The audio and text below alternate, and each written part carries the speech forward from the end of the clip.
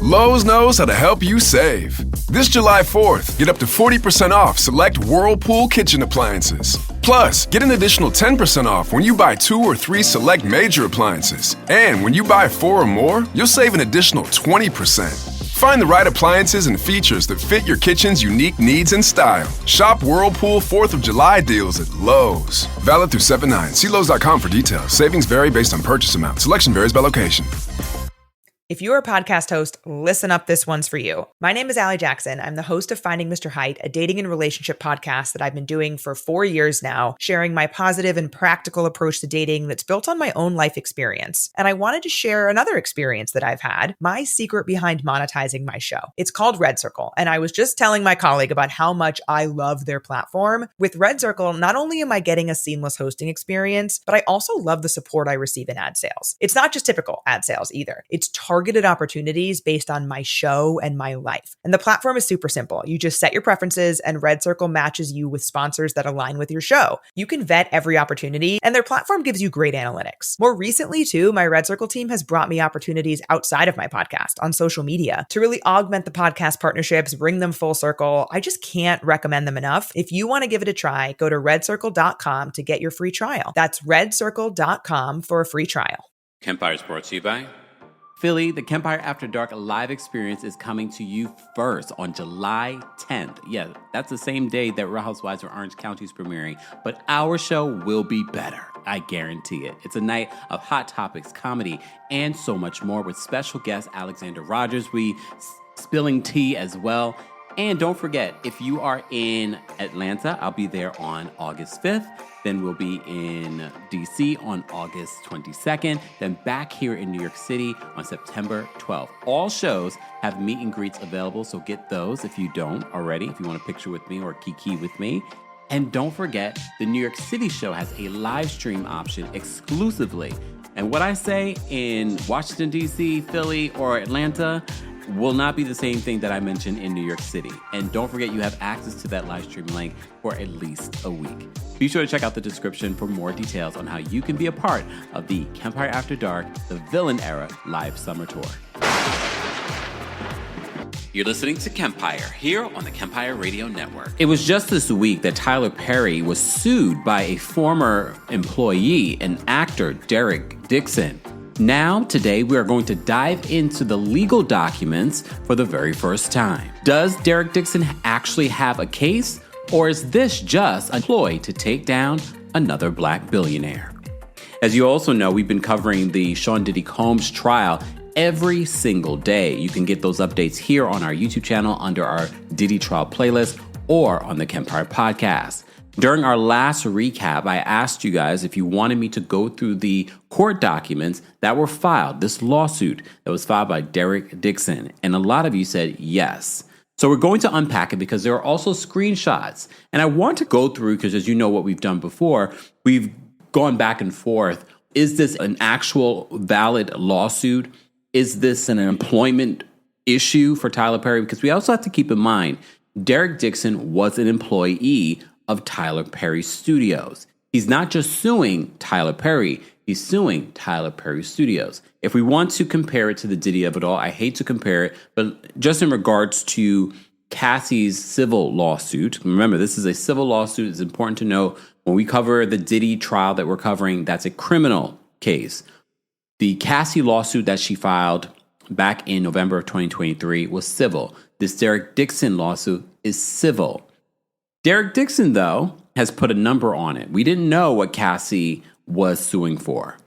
We just speculated based on what the internet streets were saying. Derek Dixon is claiming that he wants $260 million. And a lot of you are saying, $260 million for what? Even based off the text messages, you all have said, he's suing for what? Exactly. Because you don't believe, based off the text messages, that they're really warranted $260 million payout. Where we're going to unpack everything that Derek Dixon is alleging in this lawsuit. I will note, I did go to Derek Dixon's Instagram, and all of his comments are turned off. Rightfully so, because you know what's going to happen, especially when Tyler Perry is so beloved within the community, the Black community, a lot of people have mixed feelings. They're like, oh, of course, they're trying to take Tyler Perry down because Tyler Perry is doing so well. He has his #1 movie on Netflix. He has all these other things that are happening. Maybe. So let's delve into the lawsuit, but I do want to read Tyler Perry's lawyer's statement before we get into it. So according to TMZ, in a statement received by Tyler Perry's attorney, Matthew Boyd, he tells them, this is an individual who got close to Tyler Perry for what now appears to be nothing more than setting up a scam. But Tyler will not be shaken down, and we are confident that these fabricated claims of harassment will fail. One of the other things that I didn't note in our original video, but I did in a short form video, is because within this lawsuit, and this is what happens when we give you an overview, when you delve into the lawsuit, other things come up. Christian Keys is also mentioned in this lawsuit. However, I did a short form video not too long ago, it actually came up before, reminding me that at one particular point, after Christian Keys went on his social media, sidebar, I'm blocked by Christian Keys, I found out in the coverage of this story, because I went to Christian Keys' page to double check if his video that he had posted with all of this information about being harassed for years by this Black billionaire. And he said that he had recordings, he had all of this stuff. And I feel like when he went to social media, it was his way of warning or pushing the hand of that Black billionaire. I don't know if he did that in order to get a settlement. A lot of people have speculated that he received a settlement, and that's why he never came out and said the name. However, people are saying that Christian Keys came out and said that it wasn't Tyler Perry. However, Christian Keys never blatantly said that it was not Tyler Perry. He had liked a tweet where someone in a long paragraph had said, oh, and he never said that it was Tyler Perry. However, we also have to keep in mind, Christian Keys has worked with Tyler Perry. I believe he might still be working with Tyler Perry. I don't know, because I remember Christian Keys has a show, I think it was All the Queen's Men, that he wrote that is produced by Tyler Perry, if I had got that correctly. But everyone has said the fact that Christian Keys has been so quiet is interesting. After he made such a big, I remember it was like a Saturday morning when it came out, the video. And now we haven't heard a thing about it. But now his name is coming up because he's mentioned in this lawsuit. So let's get into the lawsuit because it is about 40 pages. We won't read through every single thing, but we will read through the pertinent parts. So plaintiff Derek Dixon files his complaint against defendant Tyler Perry, a.k.a. Emmett Perry, TPS Production Services, Tyler Perry Studios, and then it continue all the included defendants in regards to that. He said the following complaint is pled on information and belief.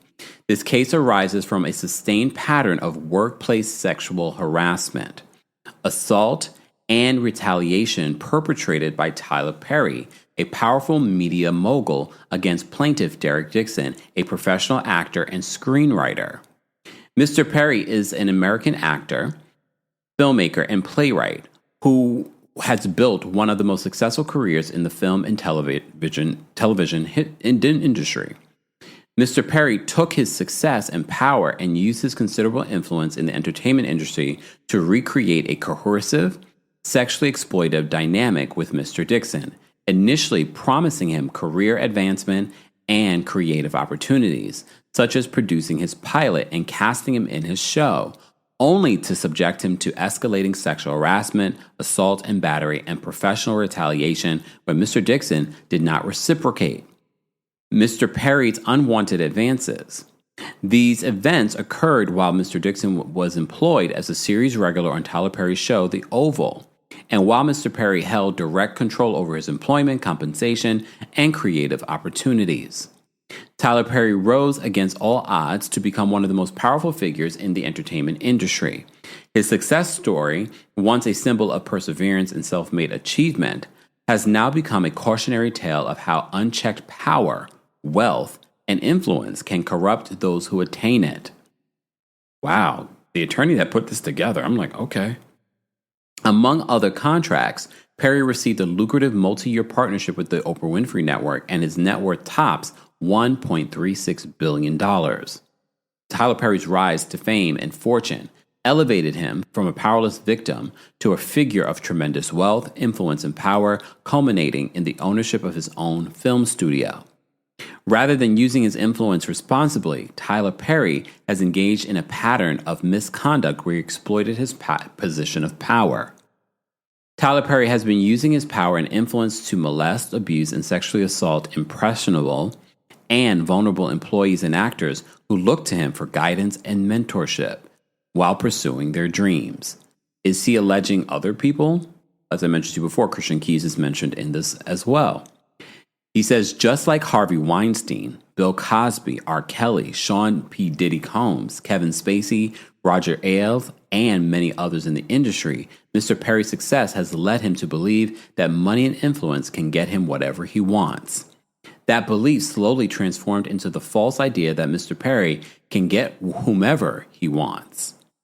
There are things in life that money cannot buy. Mr. Perry sought the one thing his power, his wealth, and influence could not purchase: a sexual relationship with a man who would remain silent. Perry told Mr. Dixon that his ideal relationship would involve a male sexual partner who he could provide for and who would be loyal but emotionally detached. That's interesting. Perry told Dixon, whoever ends up with me is going to be a happy mother effer. In essence, Mr. Perry desired a one-sided coercive dynamic with a subordinate, an arrangement devoid of mutual consent or emotional reciprocity. Thus began Perry's calculated pursuit of Mr. Dixon. This was not Mr. Perry's first instance of sexual exploitation. He has demonstrated a troubling pattern of exploiting vulnerable male actors and employees, leveraging his industry power to create a cycle of hope and dependency.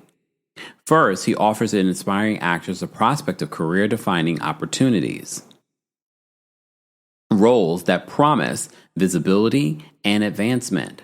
Then, once they are in his professional orbit, he uses the weight of his influence to ensnare them, positioning their success as contingent on meeting his demands in a quid pro quo sexual compromise. This pattern of behavior reveals a calculated use of professional power for sexual leverage. Using his influence, Mr. Perry provided vulnerable men with acting positions, roles, show, contracts, cars, and money. Once the object of his desire was hooked, Tyler Perry would then put them in fear of losing it all unless they engaged in Mr. Perry's perverted desire for sexual gratification. Mr. Perry would easily kill off a character in a show of an actor who failed to indulge Perry's sexual fantasies.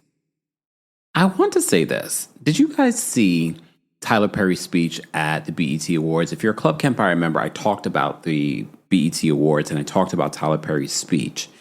I have to say his speech was actually interesting. I thought the language was interesting. I don't have the full transcript, but I have a couple of quotes from the speech. And I will say this, it stood out to me because it was like he was talking with this bravado. And as he should, he has helped a lot of actors over the years. A lot of our icons that were not paid anything until they worked with him. Taraji P. Henson has talked about that. Sherry Shepherd recently talked about that as well. So in his speech and receiving the Icon Award, the Ultimate Icon Award at the BET Awards, he said, "I have made more black billionaires, hear me when I say this, than any studio in this city combined, because I'm making footprints." And I think a lot of that, where that landed for people, like, wow, yeah, that's true. But the way that he said it, I was like, it's true. But at the same time, I'm like, well, no, the only black billionaire we can talk about is you. You haven't made any black billionaires. You made yourself a black billionaire, but you haven't made, I get where he's going at, that he's made people rich. He's actually poured into actors that were not making a lot from these other studios. But at the same time, I'm thinking to myself, we have to keep in mind this lawsuit just came out, but Derek Dixon filed a complaint with the EEOC, the Equal Employment Opportunity Commission. He filed that back in June of 2024, a year ago.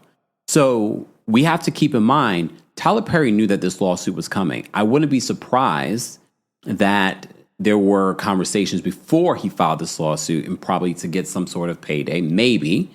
But we have to also keep in mind when Derek Dixon filed that complaint last year, Tyler knew about that as well. Those are important details to note when we're going through this. Again, this could be a money grab. I'm not going to sit here and pretend as if billionaires and millionaires and celebrities aren't sued as a money grab, even though they may have not done anything wrong. And again, Tyler Perry has said through his attorney that he believes that Derek Dixon just became close to Tyler in order to create this scam, because there have been rumors about Tyler for years. So continuing with the lawsuit, in one such exchange, Perry stated that he could, quote, fix things because the actors of a show he was filming should all be scared because they were all shot at and we don't know who lives, meaning that Tyler Perry was going to use this as a tool to gain compliance with his desires. Okay, we're going to read the text message because he includes this in the lawsuit. Derek Dixon was Mr. Perry's sexual desire ever since they became acquainted. Dixon was working as a part of an event staff for a party hosted by Mr. Perry when Perry noticed him. Perry immediately offered Dixon the chance to audition for a part in one of his TV productions. Dixon agreed and was on set with Perry behind the camera for weeks in close quarters. During that time they were filming, Mr. Perry would send flirtatious text messages to Dixon. For example, in one message, Perry stated that he was jealous when he saw Dixon going on a walk with another man named Brad. And he provides the text messages. Here's what happens with the lawsuit, and we've learned this when covering the Diddy trial. There's going to have to be, if it even goes this far, there's going to have to be a time when someone, a forensic expert that will verify these text messages are real. Because in my original coverage of the story, I said, well, technically, I could literally go change the name of someone in my phone, and that could be Tyler Perry, and it's not Tyler Perry. However, as you notice in the lawyer's statement, he didn't deny the text messages. But again, he didn't respond yet to this lawsuit. That was just a statement to the press. In the lawsuit, let me see if I can zoom this in a little bit so I can read it. So one of the text messages, which is interesting because this particular one doesn't look like it's from a phone. It could be from a computer or maybe where he saved some of these messages. And it starts where it says, "But I swear to you, I know how to fix this ish. I love killing a mother effer in a show that no one expects." That doesn't seem like anything. Derek responds, you could be sipping Mai Tais counting coconuts right now, is what he says in response to this text message. Then Tyler says, allegedly, "Think about the last episode. They are all shot at. We don't know who lives." Derek responds, "Exactly. I'm scared. They should be too." He says, "Nope, they're not.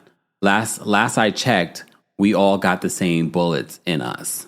This is what Derek responds. Okay. Then in another text message, Tyler says, "Why did that photo make me jealous? You two together."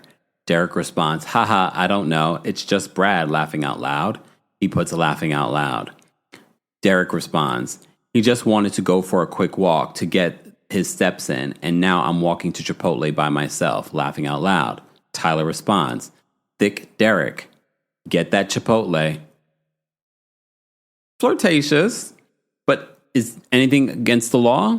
Well, we got to think about this. I mean, again, is it incredibly inappropriate? Not necessarily, but we have to keep in mind that we're talking about an employer and an employee. If this was just two friends talking, it's another thing. Okay, in another text message, Perry stated to Dixon, "What's it going to take for you to have guiltless sex? Have y'all found that yet in therapy? You can have freedom from religious guilt and still believe in Christ. Plaintiff carefully navigated a friendly demeanor to prevent the loss of income, an opportunity on the one hand, and on the other, a firm boundary against Perry's advances. Often when Mr. Perry started drinking, he would demand more attention from plaintiff and get more aggressive with his flirting. On one occasion when Mr. Perry was drinking, he started to become extremely annoyed when Mr. Dixon avoided him. Mr. Perry stated that of the 600 people in his phone book, 600 people, Lord, he only wanted to talk to Mr. Dixon. So there's more screen grabs in regards to the text messages. So in one text exchange, Tyler allegedly says, "What's it going to take for you to have guiltless sex? Have y'all found that yet in therapy?" Yes, it's the exact same kind of car, Geo Metro. There could be other things that they were talking about beforehand. Derek responds, "Giving up my religious guilt, becoming a Buddhist, ? That's so cool. Where you came from?" Tyler responds, "Unfortunately, Derek, I have friends who are in their 50s and 60s who are still dealing with that, and it's so sad. You can have freedom from religious guilt and still believe in Christ." In another text exchange, Tyler allegedly says, "Treat myself, right? What are you doing?"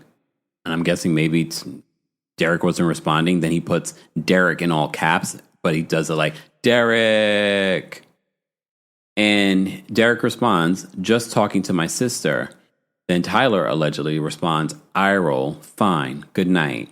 I'll go through the 600 people in my phone book and be annoyed that I don't want to talk to any of them." Derek responds, "Trying to get off so I can go to sleep," laughing out loud. Based off of this, it sounds like, yeah, I'm on the phone with my sister. I don't want to talk to you, and I'm about to go to bed. He says, "I understand," laughing out loud. Derek responds, laughing out loud, "Apparently you're not the only one that's been drinking tonight." Tyler responds, "I just started." According to this, Derek says they didn't, laughing out loud. Okay. So they continue in the lawsuit.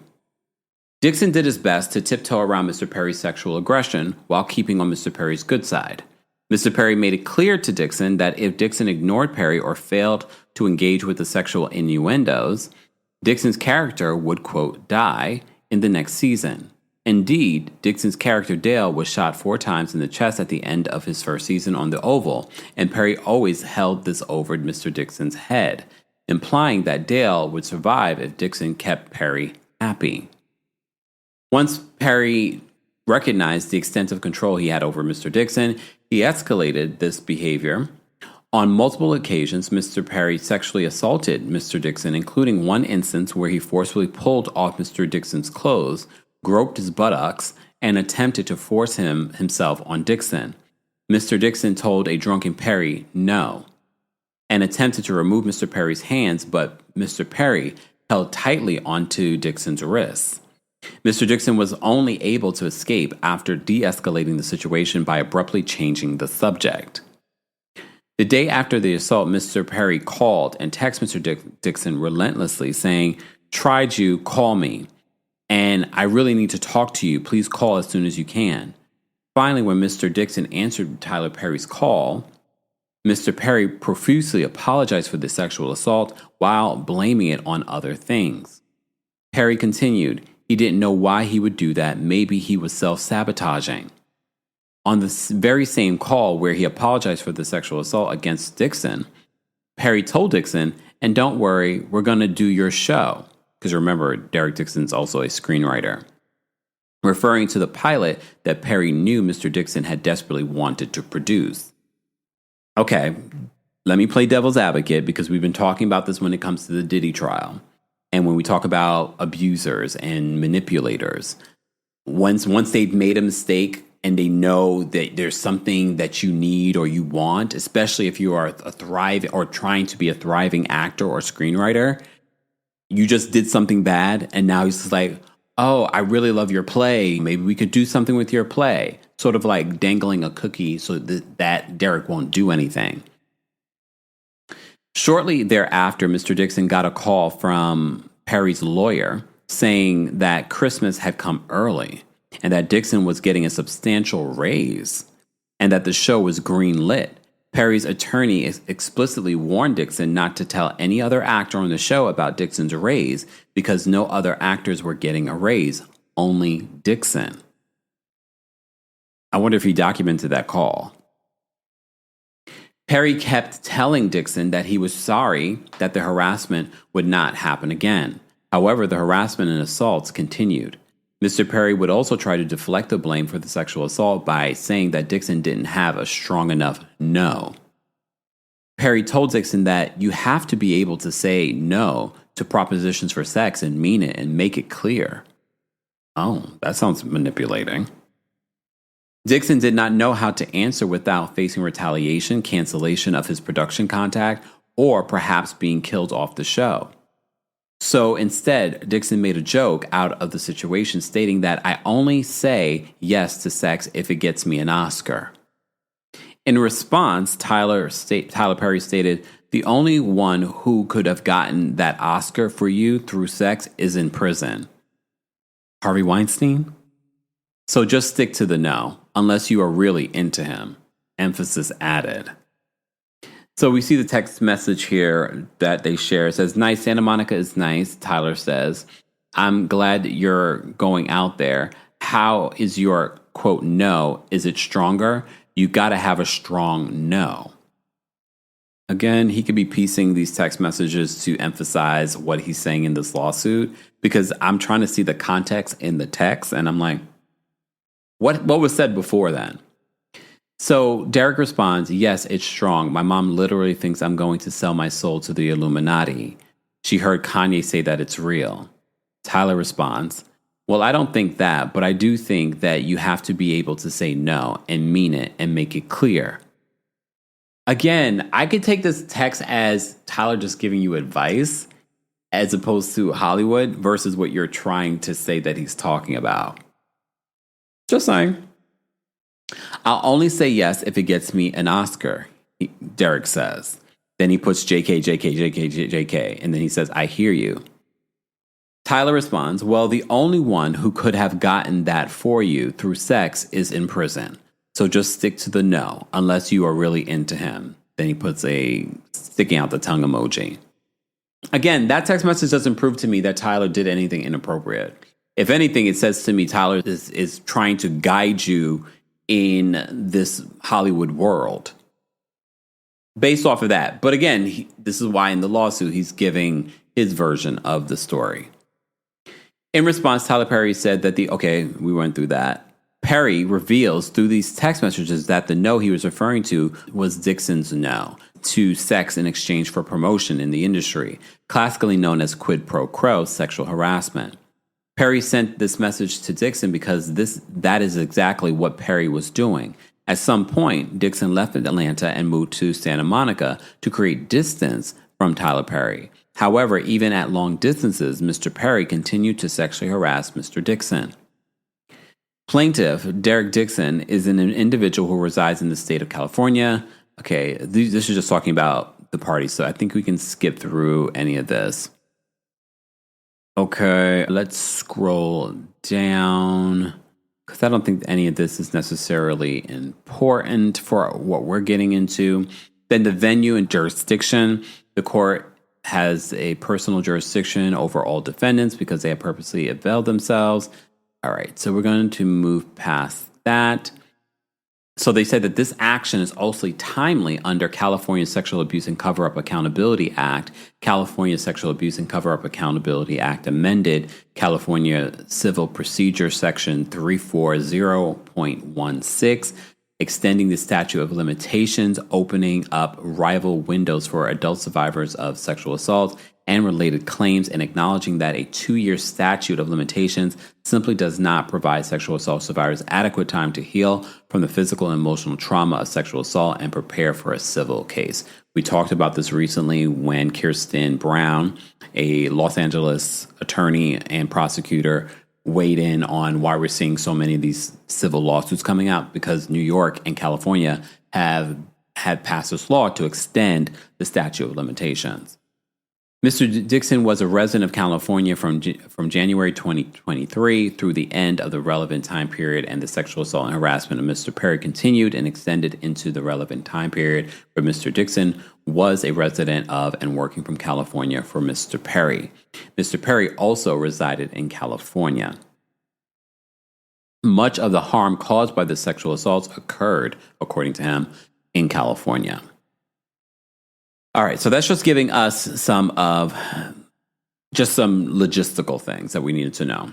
Factual allegations. So under factual allegations, they say, in or around September of 2019, plaintiff worked for an event company called Legendary Events in Atlanta that was hired to organize defendant Perry Studios' opening party.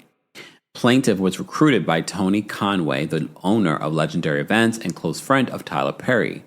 Mr. Conway decided to place Mr. Dixon directly in a role at the party that required frequent conversation with Tyler Perry.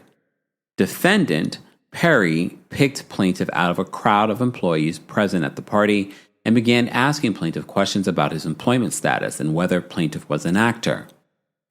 In or around early October and on the last day of the party, defendant Perry insisted that he and plaintiff exchange phone numbers, and Perry subsequently texted plaintiff to introduce himself.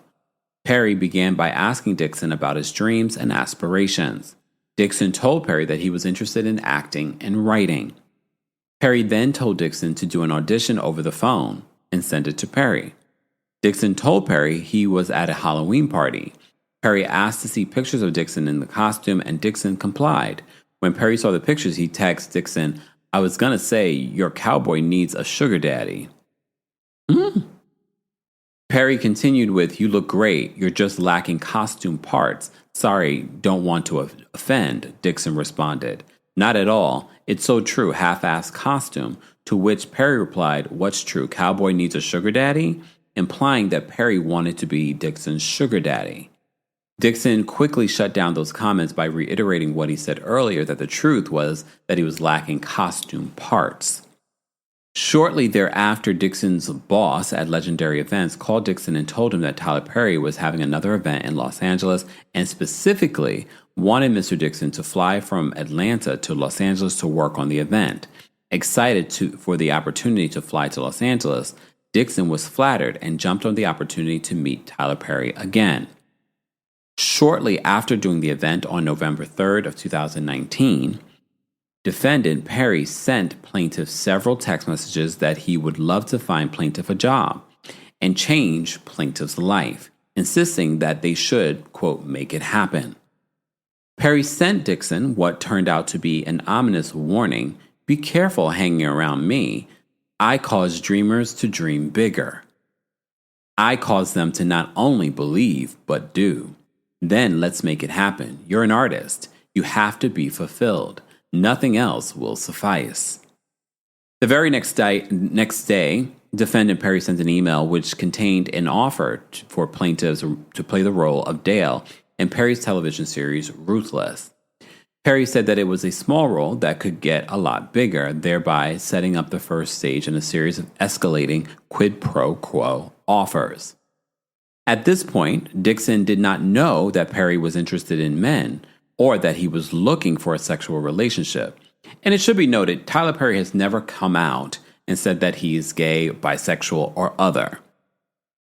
There have been rumors for many, many years, but we've never heard that. What we have heard is Tyler Perry had a relationship with a woman and had a baby with a woman. But again, he could be bisexual. Again, he has never confirmed or denied that he is gay, straight, or whatever. So Dixon assumed that Tyler Perry was genuinely a caring person who discovered the talent that Dixon always felt he had. And honestly, for those that have actually watched Ruthless or seen Derek Dixon in The Oval, what did you guys think of his acting? I will say the quality of Tyler Perry's writing doesn't necessarily translate through the actors, unless you're like a Taraji P. Henson. Taraji is just a phenomenal actress. So she could take lackluster writing and turn it into something else. In my opinion, because I know some of you don't consider it lackluster. So calm down, because I'm like, hey, it's not lackluster. Calm down. For me, not everything. There are things. We're not going to get into a debate. We could do this at another time when it comes to Tyler Perry's writing style. We'll just call it that.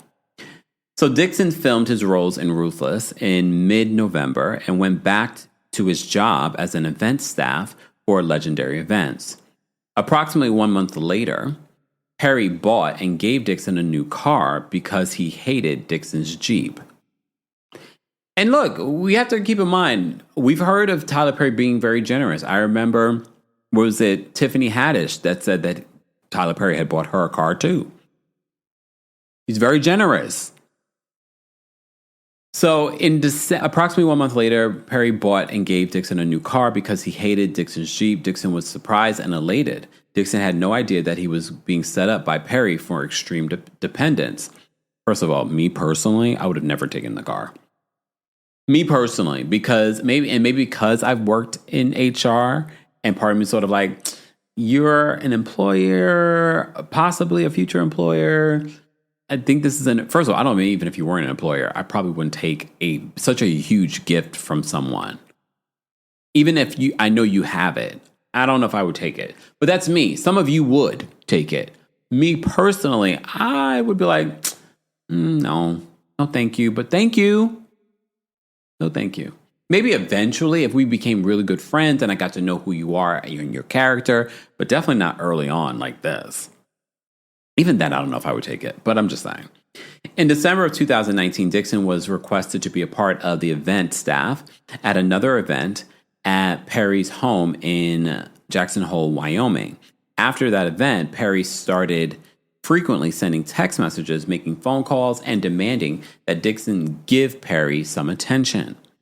On New Year's Eve 2019, Tyler Perry texts Dixon, "I can't tell you the last time I pumped gas or went to the supermarket or fly commercial or packed a bag or had good sex." They put in bold here. "It was before I was rich." Dixon found these messages to be strange and untowardly coming from someone like Tyler Perry. But being new to the industry, Dixon played along by downplaying the sexual comments and hoping that being around Perry would allow him to showcase his talents as an actor and writer. Soon after Dixon began giving Perry more attention, Perry made his move on Dixon. In January of 2020, just a few months after his first acting gig, Perry invited plaintiff to his home in Douglasville County, Georgia. Plaintiff showed up to the home hoping that he would be given a chance to befriend Perry and show him how talented an actor Dixon was. At Perry's home, Dixon was served many alcoholic drinks, which Perry also partook in. Dixon felt that Perry was genuinely interested in Dixon's talents as an actor and writer. Perry made no sexual advances at Dixon while they were drinking, and the conversation was friendly. At the end of the night, Perry told Dixon not to drive home. Perry said that it was dangerous and Dixon was too inebriated to drive home. Dixon agreed and was escorted to a separate guest room, not knowing that this was a ruse to allow Perry to assault Dixon. Dixon was tired and did not have pajamas, and so he got into bed only wearing underwear. Before he knew what was happening, Dixon felt someone else slip into bed behind him and start rubbing Dixon's body against around his inner thigh in a highly sexual and suggestive manner. Dixon turned around and saw that Tyler Perry was in bed with him. Here's the thing, and this in no way is blaming the victim. I just want to preface this. If Tyler was already making these sexual advances towards you, even before this time had happened, first of all, why would you get so drunk that you couldn't make it home or not insist, no, I'm going to take an Uber or whatever and go home? Why would you then say, I'm going to stay under this man's roof?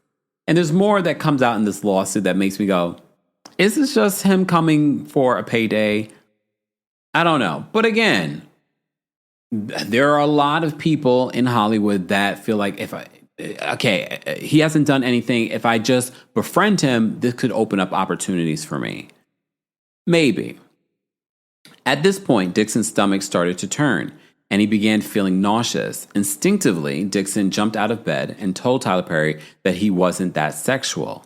Tyler Perry ignored the comments and told Dixon to turn around so Perry could see him naked in his underwear. Perry then commented on how beautiful Dixon's body was.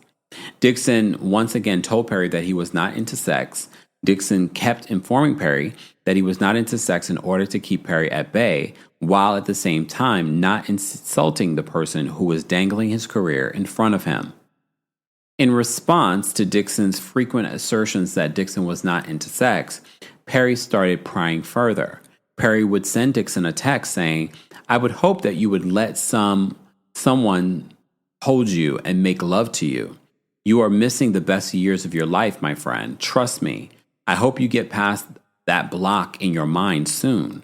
Perry was implying that Dixon would hopefully get past the block in his mind and would let Tyler Perry make love to him. After the assault in January, Dixon felt betrayed. Perry continued to call or text Dixon every day asking to talk to him more. Dixon ignored Perry, which led Perry to text him, "Derek, why don't you text me more?" The more Dixon ignored Perry, the more aggressive Perry became, until finally Perry offered Dixon a part on a new show called The Oval. Dixon was intrigued and was hoping that would be the big break that he was looking for, and a chance for him to display his acting talent. On February 11th of 2020, Dixon, mind you, this is February 2020. Remember, in March of 2020 is when the world shut down. Just important to note. On February 11th, happy birthday to Brandy and Kelly Rowland as well. And rest in peace to Whitney Houston. Sorry, all these things come to my mind. Perry told Dixon to quit his job at the legendary events and come work exclusively for Perry. Perry was not able to control Dixon so long as Dixon had a secondary income that was providing for his basic needs. I mean, look, that's not unnecessarily true. If you've been following our Diddy updates, we've seen similar predator behavior from Diddy. Once Dixon quit his job to his role on The Oval, Perry started getting more and more personal with Dixon, knowing that Dixon was now under his control. Perry would often say things like, "I give and give and give, and no one ever does anything for me in return. No one ever gives me what I want or what I need," implying that Dixon was not giving him sex.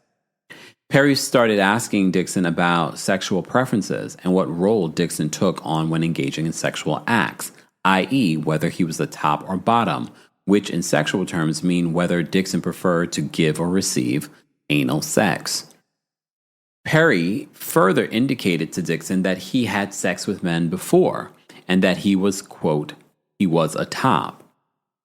Perry further told Dixon that when you have a big D and when you hit the G spot right on these bottoms, they go crazy. Okay. Perry further told plaintiff that he wanted a man who was in a relationship with another individual, but with whom he could be emotionally involved and engage in sexual acts with, like a friends with benefits relationship. Because Perry did not have the time to deal with the emotional aspect of a relationship, only the physical. But why wouldn't Tyler Perry, at his age and what he's achieved, unless he had another relationship that fulfilled that, but why at that particular point in his life wouldn't he want a partner that, again, this is based off of what Derek is saying in the lawsuit. I'm not saying this is necessarily true. But why at his particular, at this point in my life, if that was to come to me now, I would embrace that. Why at his, you've achieved everything, you have everything. Why wouldn't you want a partner that wasn't just sexual? Or maybe that's just the way that he viewed a relationship with Derek Dixon. And maybe he got that from somewhere else. Maybe he gets that with women. I don't know. Again, we're basing this off the assumption that any of this is true. Okay. So Perry further told plaintiff that he wanted a man who he can have a relationship with. We read that part. Despite these comments, Dixon knew that a full-throated refusal, that's an interesting term to use, would land him in the doghouse and might result in his role being cut on the Oval, fearing that his career would end before it began. Dixon put up with these comments and continued to maintain that he was not the sexual type. On or around March of 2020, Dixon received the script for The Oval. He was written in as a season regular and was therefore expected to quit his job with legendary events. Dixon's character was written as a gay, homeless, and desperate store clerk who had to sleep with one of the other characters for a place to stay. That's interesting. More importantly, at the end of the season, his character would be shot 4 times in the chest. Dixon felt that this was a way for Perry to test Dixon out for a year and see if he would be loyal to Perry. When Dixon asked Perry about the shooting, Perry indicated that if Dixon did a, quote, good job, Dixon would be back, and that a shooting didn't necessarily mean that Dixon's character was out of the script for future seasons. Perry commented that Dixon's character was only shot in the chest, not in the head. Dixon immediately here's the thing, in a Tyler Perry production, he could have been shot in the head, he could have died right there, and then Tyler could bring him back and be like, what do you mean he got shot? That's just Tyler Perry production. Ooh. Dixon immediately understood that his job security depended on his, quote, relationship with Perry. From this point on, Dixon worked with the constant fear of losing his job if he did not engage with and endure Perry's sexual harassment. Shortly after giving Dixon this news and after telling Dixon that future seasons were dependent on Dixon doing a, quote, good job, Tyler Perry invited Dixon to his home in Atlanta. Plaintiff asked questions and tried to wiggle his way out of the invitation because he remembered what happened the last time that the two were alone. However, plaintiff knew that his job, security, income, and livelihood depended on his attendance. Because I believe when covering this initially, I said to myself, why would he go back after what happened that first time? But this is why it's important to read the lawsuit. This is his justification. He was concerned about his job security, income, and livelihood. Plaintiff has seen other employees of Perry's who has experienced sudden deaths on shows when they fell on Perry's bad side. I wonder if they give examples. In fact, Perry had made it clear to Dixon that he often killed characters in order to get an actor to be loyal or obedient. When Dixon arrived at the house, Tyler Perry gave Dixon a warm welcome and was very friendly. Soon after, Tyler Perry started asking Dixon a slew of sexually charged questions, even asking Dixon, liked it rough in bed. Perry then physically reached out and violently grabbed Dixon's throat, attempting to physically choke Dixon, and remarked, wow, look how excited you got. You do like that. Dixon was horrified and shocked, and in a panic, Dixon never thought that Tyler Perry could get so violent and would place his hands on Dixon's throat in a sexually aggressive manner. Dixon did not enjoy or consent to any of this conduct. Dixon was in shock and took steps to immediately de-escalate the situation. Due to the onset of the COVID-19 pandemic in March of 2020, filming for The Oval was postponed indefinitely. During that period in which filming for The Oval was postponed, Tyler Perry would make FaceTime calls and other contacts to Dixon almost every day, treating Dixon as an on-call, quote, pet. Dixon felt obligated to answer for fear of losing his role, income, and career. Perry often asked about Dixon about his whereabouts, often demanding that Dixon respond immediately. When he didn't, Perry would send text messages to Dixon saying, Derek, grr. And what are you doing? Additionally, Perry was jealous of anyone who Dixon had a relationship with. Tyler Perry told Dixon that if Dixon got COVID-19 from his roommate at the time, Dixon would not be able to shoot The Oval. Perry encouraged Dixon to move into one of the on-set studio houses owned by Perry. So, because remember, that's like a whole world that Tyler Perry has on that studio lot that he has in Atlanta. So he encouraged him to move on to one of the on-set studio houses owned by Perry, where Perry would have more control over Dixon's whereabouts. And God only knows what cameras he's got going on around there. Ooh. Thereafter, Perry would text plaintiff about other actors on his show, Ruthless. Perry told Dixon how he manipulated employees through ruthless retaliation. Perry told Dixon that if he did not like the way an actor behaved or the way the actor was acting, the character would simply die in season 2. Dixon understood that Perry was informing Dixon to be cautious about disappointing or upsetting Perry.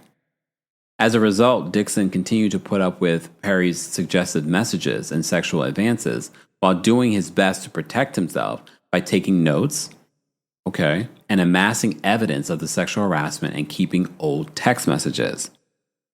In one conversation in or around April of 2020, Perry told Dixon that Perry imagined Dixon prancing around in a cowboy outfit and that Perry did things to Dixon and that he couldn't talk with Dixon about any further because they were so wrong. In or around April of 2020, and while Dixon was living in a studio, so he did move in, studio homes on set, Perry often coerced Dixon to drink alcohol, then get on the phone with Perry. Perry would frequently have someone drop off alcohol at Dixon's door. Perry would eventually turn these phone calls into sexually explicit rants. Perry would get frustrated with Dixon and tell Dixon that he was not giving Perry, quote, what he needs.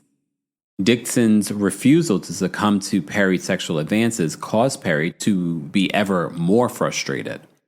Eventually, Perry warned Dixon that if Dixon told his castmates about the harassment, Dixon would be opening himself up to questions and foolishness, and demanded that Dixon not discuss any of their conversations with his castmates.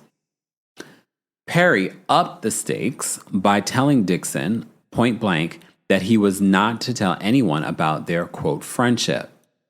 Perry told Dixon that it should remain secret and tried to make it seem like the secret was for Dixon's benefit. Perry continued to sexually harass Dixon on June 27th of 2020. Defendant Perry texted Dixon that all he wanted for his birthday were biscuits and BJs, referring to blowjobs or oral sex, but that all Perry ever received were biscuits, insinuating a request for oral sex from Dixon. This text was followed by other messages calling Dixon cute, cutie, and that Perry was just thinking about Dixon. So let me just zoom into this text message here, because some of these are really old, but they're included within the lawsuit. So this allegedly is Tyler texting a long message to Dixon. And Dixon was only writing him back a couple word sentences. So in this long message, Tyler says allegedly, "Listen to me. If you let the cast know that you and I have a new friendship, then you are opening yourself up to a lot of questions and foolishness. You want them to know," in caps, he puts no, "that you are there because of your talent, not because we have a friendship or because Tony got me to give you a job. You earned your spot like everyone else. Don't give people an opportunity to play you small or they will. I can't teach you everything. Unfortunately, there are some things you'll have to learn for yourself. Because when we go back to work, I'm not going to know you. I don't have any friends that work for me, my friend. Professionalism is key." Again, reading the text message, I'm like, it sounds like he's giving you advice.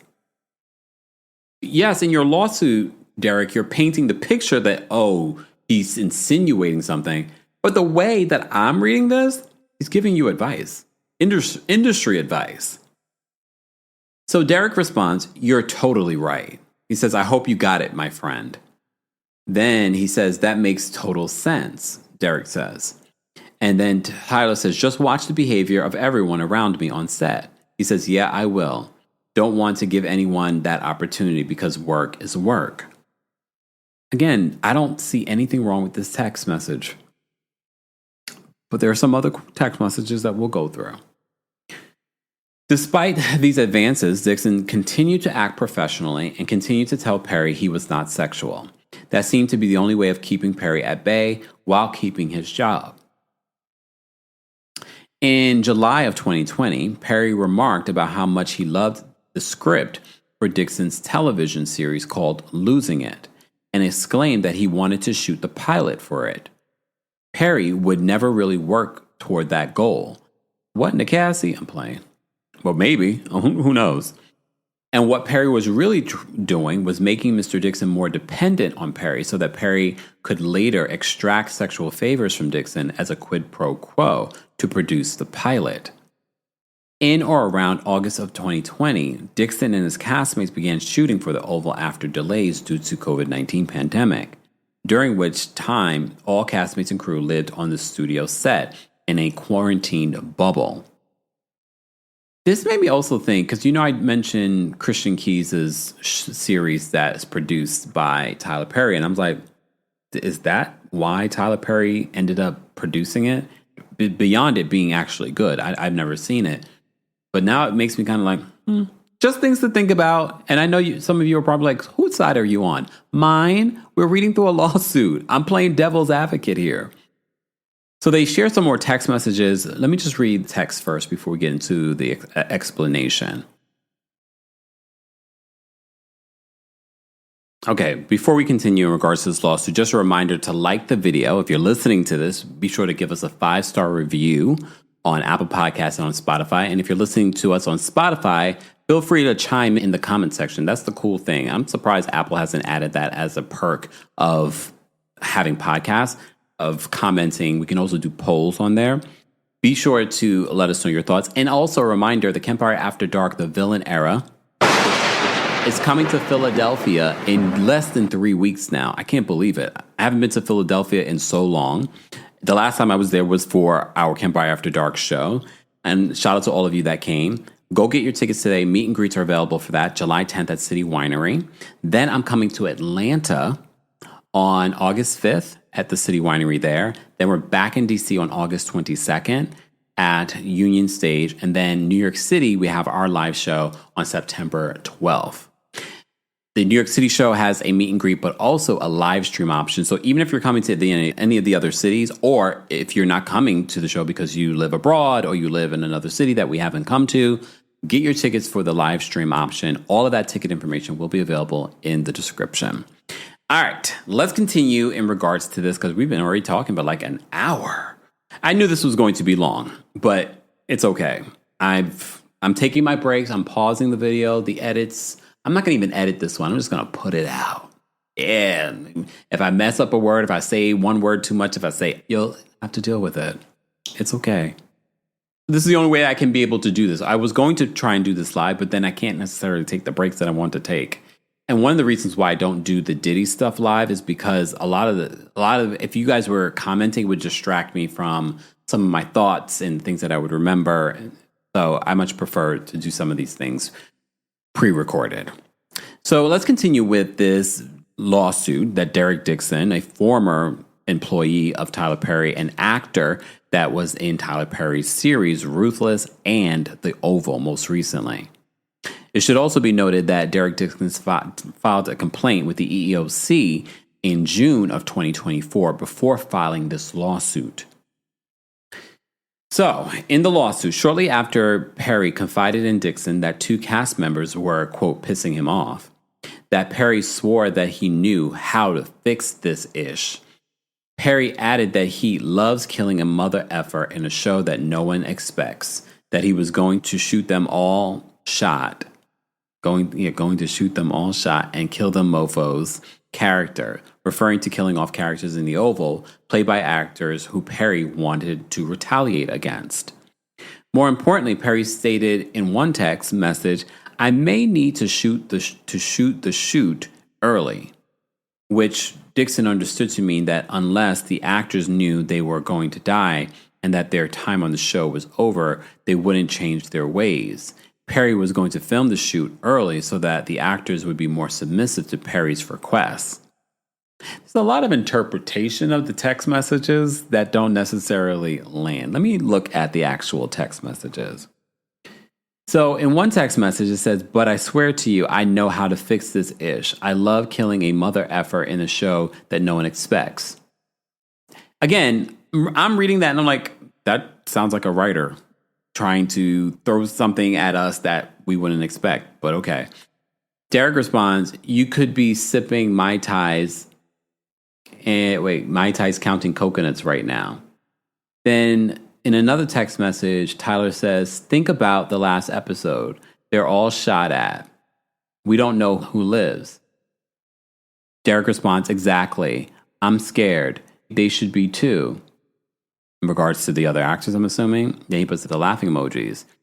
Tyler responds, "No, they're not."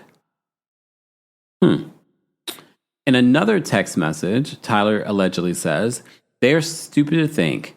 They are stupid to think that. So stupid. I'm gonna have a come to Jesus moment with them. I think I'm going to shoot them all, get shot. So Derek responds, that'll do it. They'll be like, wait, and then he puts the eye emojis. I may need to shoot the shoot out early. Okay. And then Derek responds, like Tuesday, and then he puts these laughing emojis. So he didn't seem to have a problem, if this is what he's alleging that Tyler was doing, he didn't seem to have a problem with it, but because he knew his job was secure. Or maybe, this is what Derek says, or maybe, okay, that Beyonce song on the loudspeaker for everyone. And then he puts a Beyonce emoji. And then he says, I was just about to text you this, is what Tyler says. Okay. Let me see. So he says, Perry intentionally made these comments to instill fear in Dixon. Mr. Dixon now knew that he too would lose his job if Dixon did not play ball with Perry's sexual harassment. This is what Perry had been setting up. Dixon was now fully reliant on Perry for his income, hope, and future and aspirations. Perry made it clear that Dixon was not to disclose the relationship to anyone else. Okay, can I play devil's advocate again?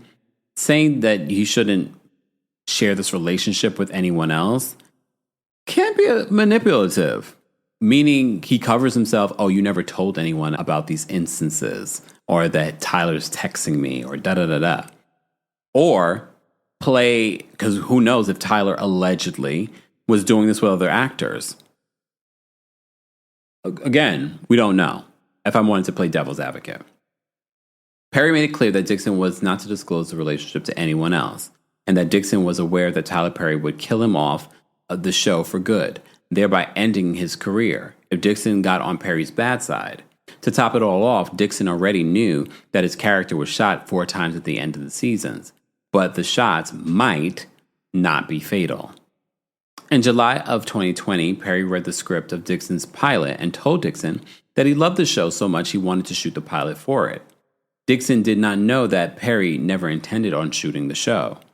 Perry knew that he could use the motivation of the shooting Mr. Dixon's show to get Dixon to do what Dixon had been resisting for many months, which was to give Perry the sexual gratification Perry so craved. Once the stage was set, Perry knew that he could get away with sexual harassment. During the filming of The Oval in 2020, Perry engaged in a severe and pervasive tirade of sexual commentary, including but not limited to, and then they give you different instances. A, that Dixon, quote, liked being choked, following Dixon being choked by a cast member on the scene on The Oval. B, why do you twist your hips when you walk? C, how can I get a day of Dixon? D, when will you be thick again? E, I love how I feel right now, but I don't like being horny. F, I feel sorry for the first person who flirts with me. G, see, this is the thing. Some of these text messages are inappropriate for an employer to be sending. If it was just a friend, no. But it would be inappropriate if you sent it to a friend and the friend told you, I'm not interested. But, okay. I feel sorry for the person who flirts with me. G, I've been trying to put that energy somewhere else, but everything is sexual on this stuff. H, that snake across the table made me think of photo of Nicki Minaj from the music video for her song Anaconda, in which she references intercourse with male genitalia symbolized by a snake. I will gladly choke you right now, referring to Perry's desire to choke Dixon in a sexual way. I mean, okay, hold on. This text message, again, I don't see the text message. This is just them quoting. I would gladly choke you right now. They're adding an explanation referring to Perry's desire to choke Dixon in a sexual way.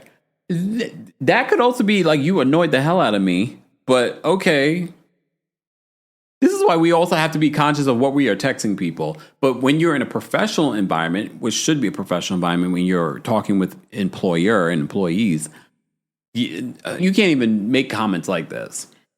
J, a suggestion that Dixon should get braces behind his teeth, but that the plaintiff would wait. Hold on. A suggestion that Dixon should get braces behind his teeth, but that plaintiff would have to give Lowe's knows how to set off your July 4th with savings. Right now, buy one, get one free on select one-coat coverage interior paint via Visa gift card rebate. Plus, get two select 2 or 2.5 quart red, white, and blue annuals for just $10. Hurry, these July 4th deals won't last long. Lowe's, we help, you save. Valid through 7/9. Selection varies by location. While supplies last, excludes Alaska and Hawaii. More terms and restrictions apply. See Lowe's.com/rebates for more details. PJs, and that it could be dangerous for Dixon's partner, especially if they're not circumcised. Okay. That's when and then another K. These are all the examples. That's when you were thick Derek, fun Derek, drunk Derek, before COVID Derek. I miss him, just without a butt. Again, inappropriate for an employer to be saying this. No matter how you feel about Tyler Perry's giving to all the... I understand. They trying to take it down a black man. Let's just talk about employer and employee. Some of these texts, alleged texts, are inappropriate for an employer to send. Just wanted to say. And they do provide the text messages here. So, L, Thick Derek would have worked them pants out. Perry also photographed Dixon's buttocks while on set and sending the pictures to Dixon. 2 text messages of many show that Perry was jealous of seeing Dixon with other men, and that Perry describes Dixon as so beautiful. So they provide the text messages. Tyler Perry allegedly says, "Why did that photo make me jealous? You two together." Okay, we read this already. I don't want to read this again. Let me just see here. I just want to see if there's anything relevant that we need to talk about. Tyler says at one particular point, "I feel sorry for the person that you choose." And Derek responds, "And won't even take an aspirin from someone anymore. Haha, I wouldn't cry if that wasn't so funny. Why?" He then says, Tyler allegedly says, "What I mean by that is that you're so beautiful. When you finally are able to unlock your mind, you're going to make that person crazy." Okay, Tyler. This series of comments and other unwanted sexual references made Dixon highly uncomfortable. Dixon was caught in a bind. He could not explain to anyone in HR.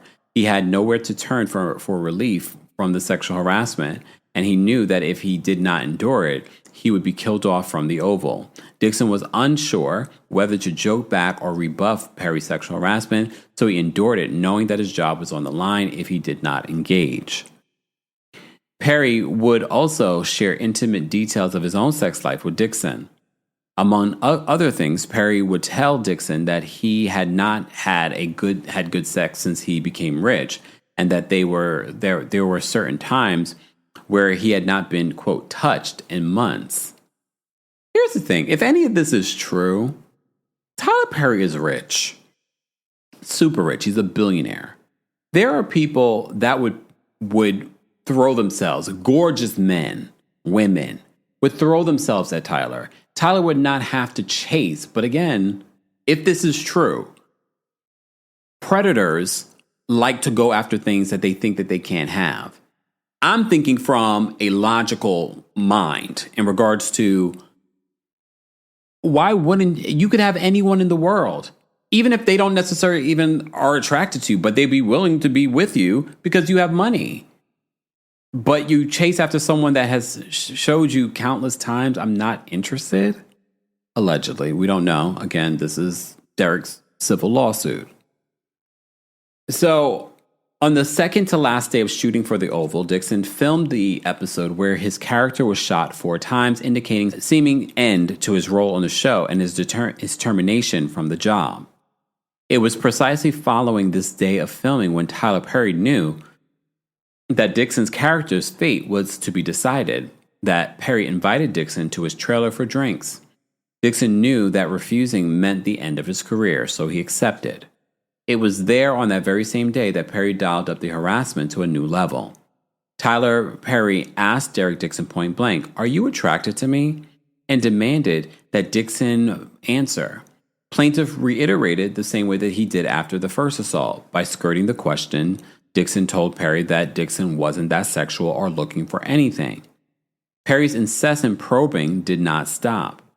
Perry continued to talk about how good-looking and sexy Dixon was, and that plaintiff was wasting his looks by not being free and having sex.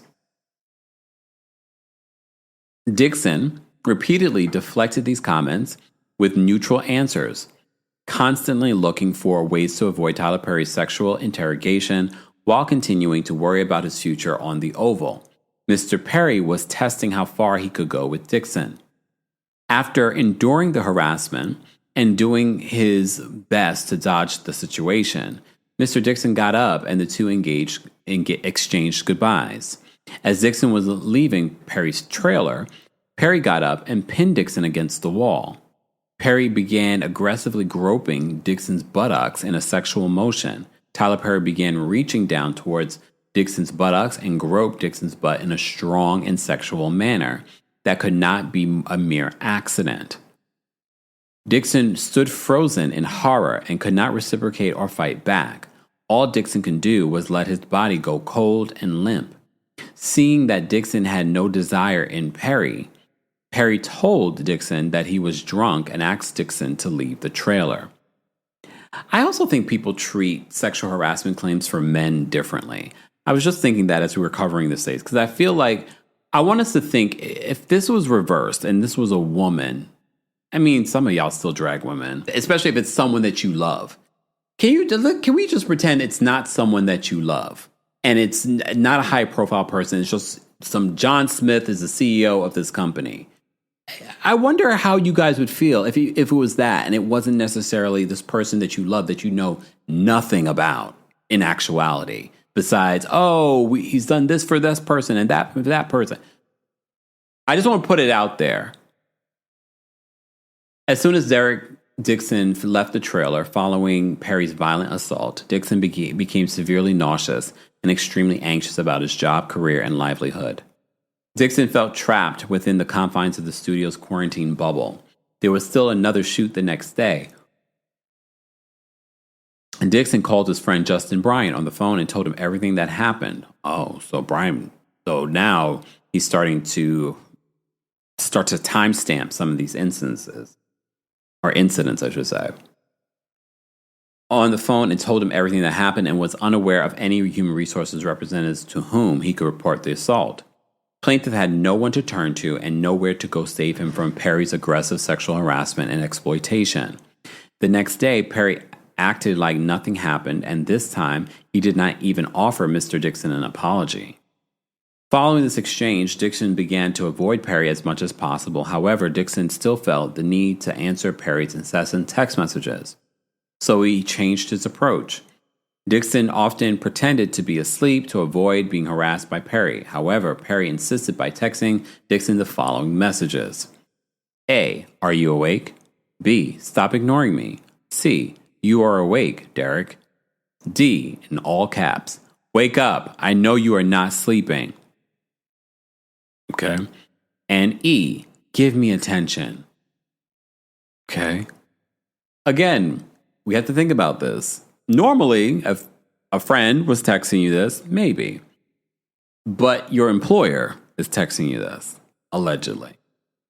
In or around October of 2020, Perry invited Dixon and other actors from the Oval on a cash trip to Perry's personal island in the Bahamas.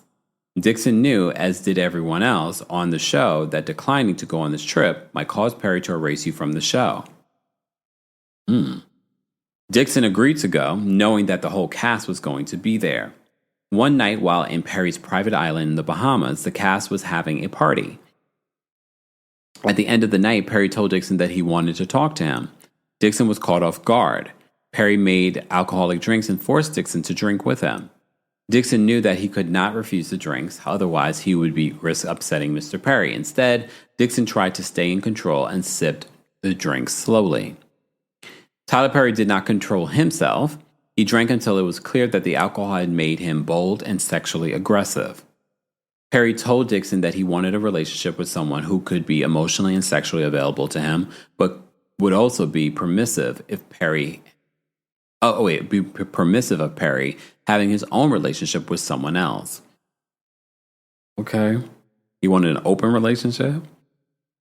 Perry said that he could see himself having that type of relationship with Dixon, unless, allegedly, if any of this is true, unless Tyler wanted to be able to have his boy toy on the side, but publicly be with a woman.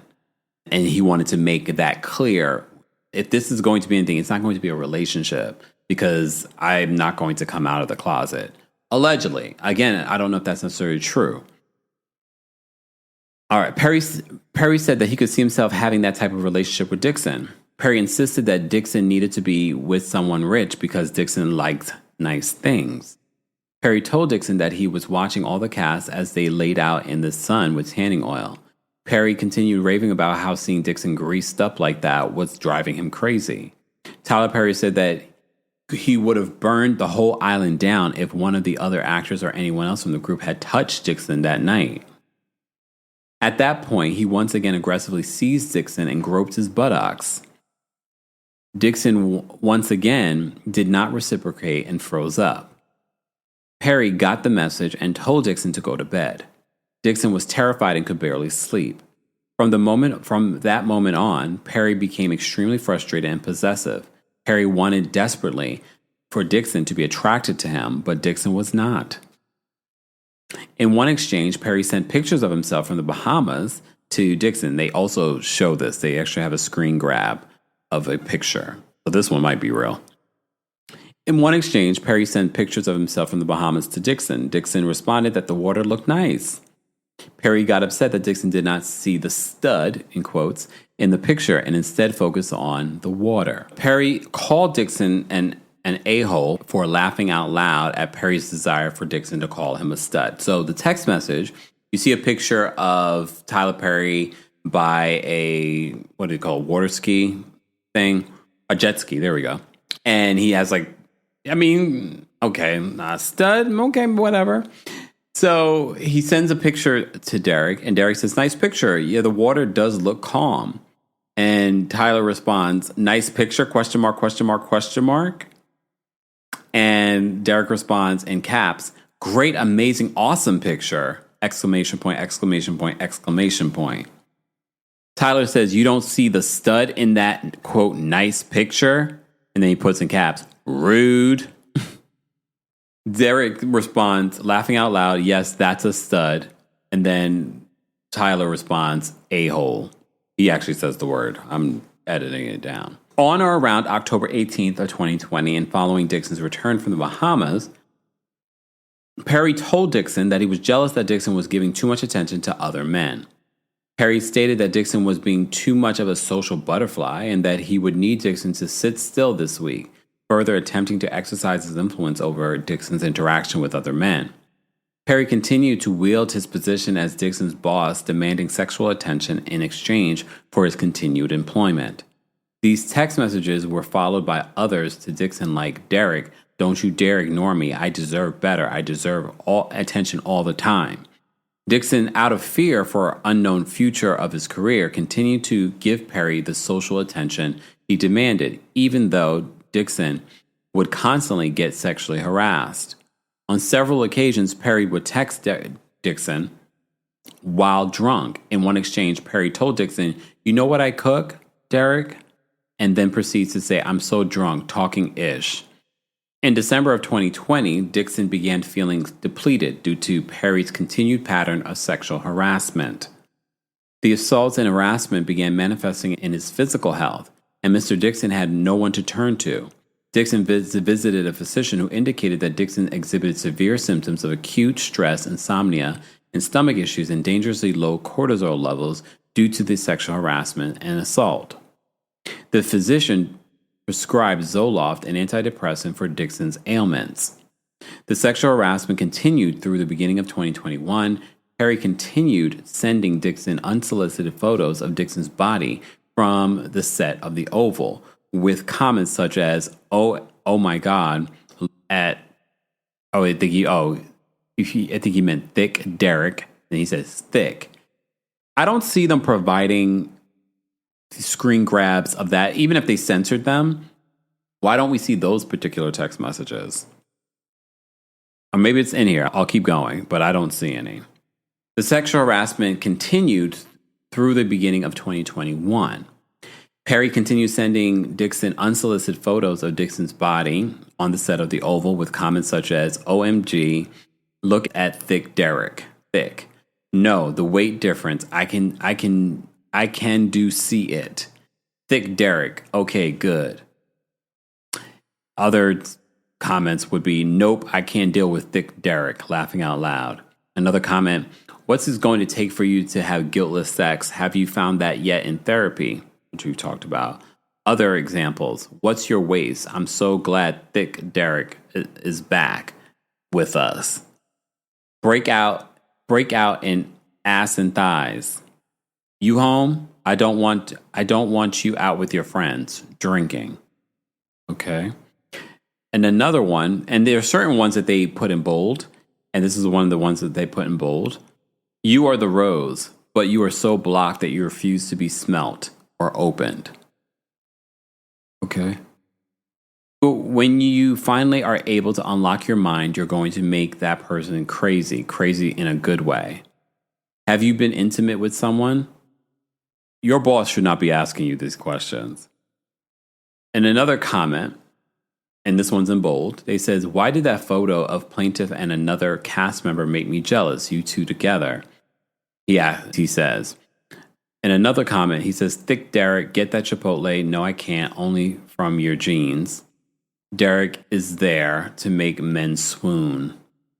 What I meant by that was that you're so beautiful that when you finally are able to unlock your mind, you're going to make that person crazy in a good way.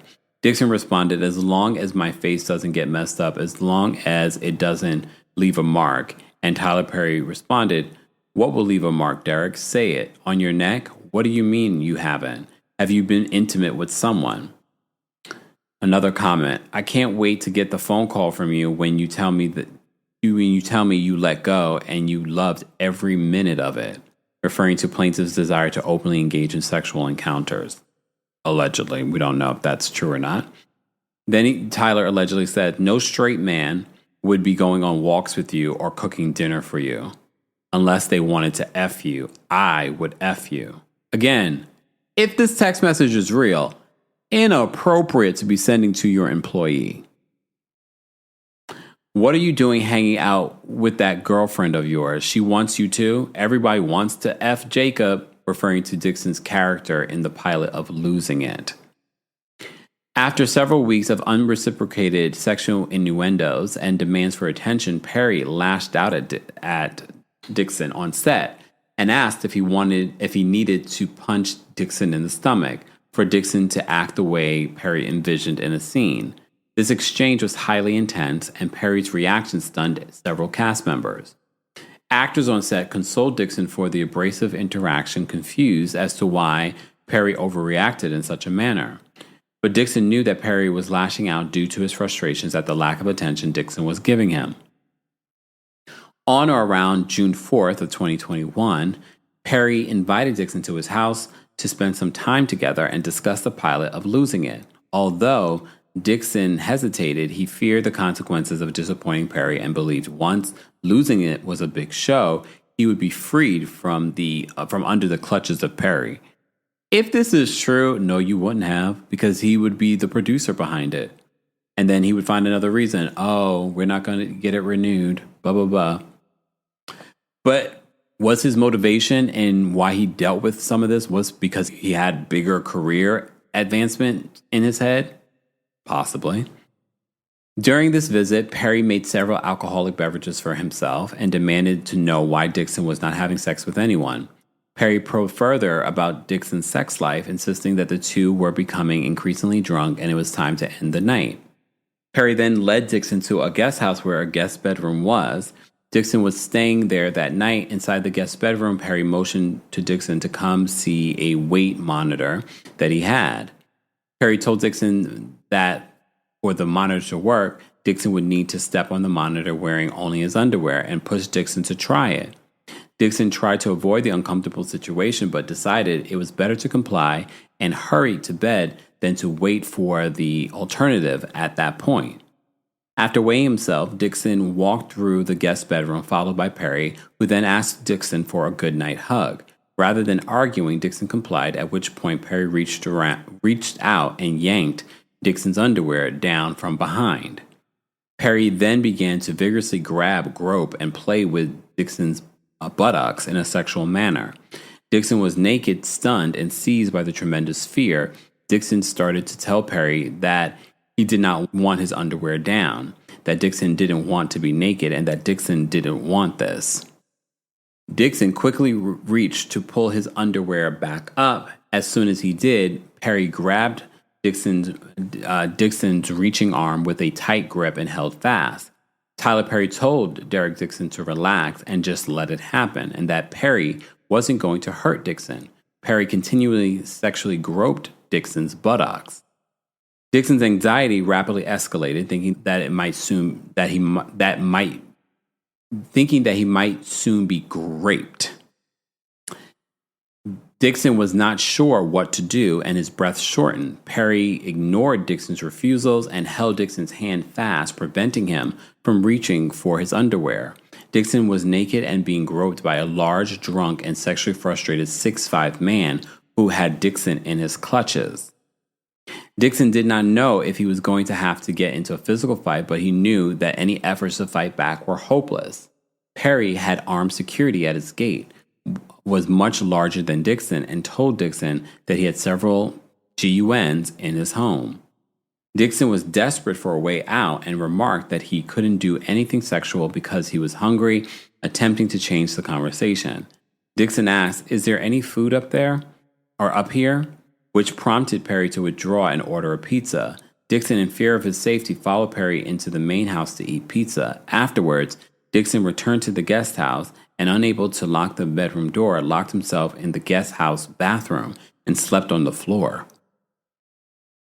Dixon then attempted to contact some close friends about the incident. So then he would have to, if this goes to court, these people would have to testify. The following morning, Dixon realized that he had left his car keys in the main house, and upon going to retrieve them, encountered Perry. Perry told Dixon that last night's incident was why the two shouldn't drink together, and that the previous night's incident shouldn't have happened.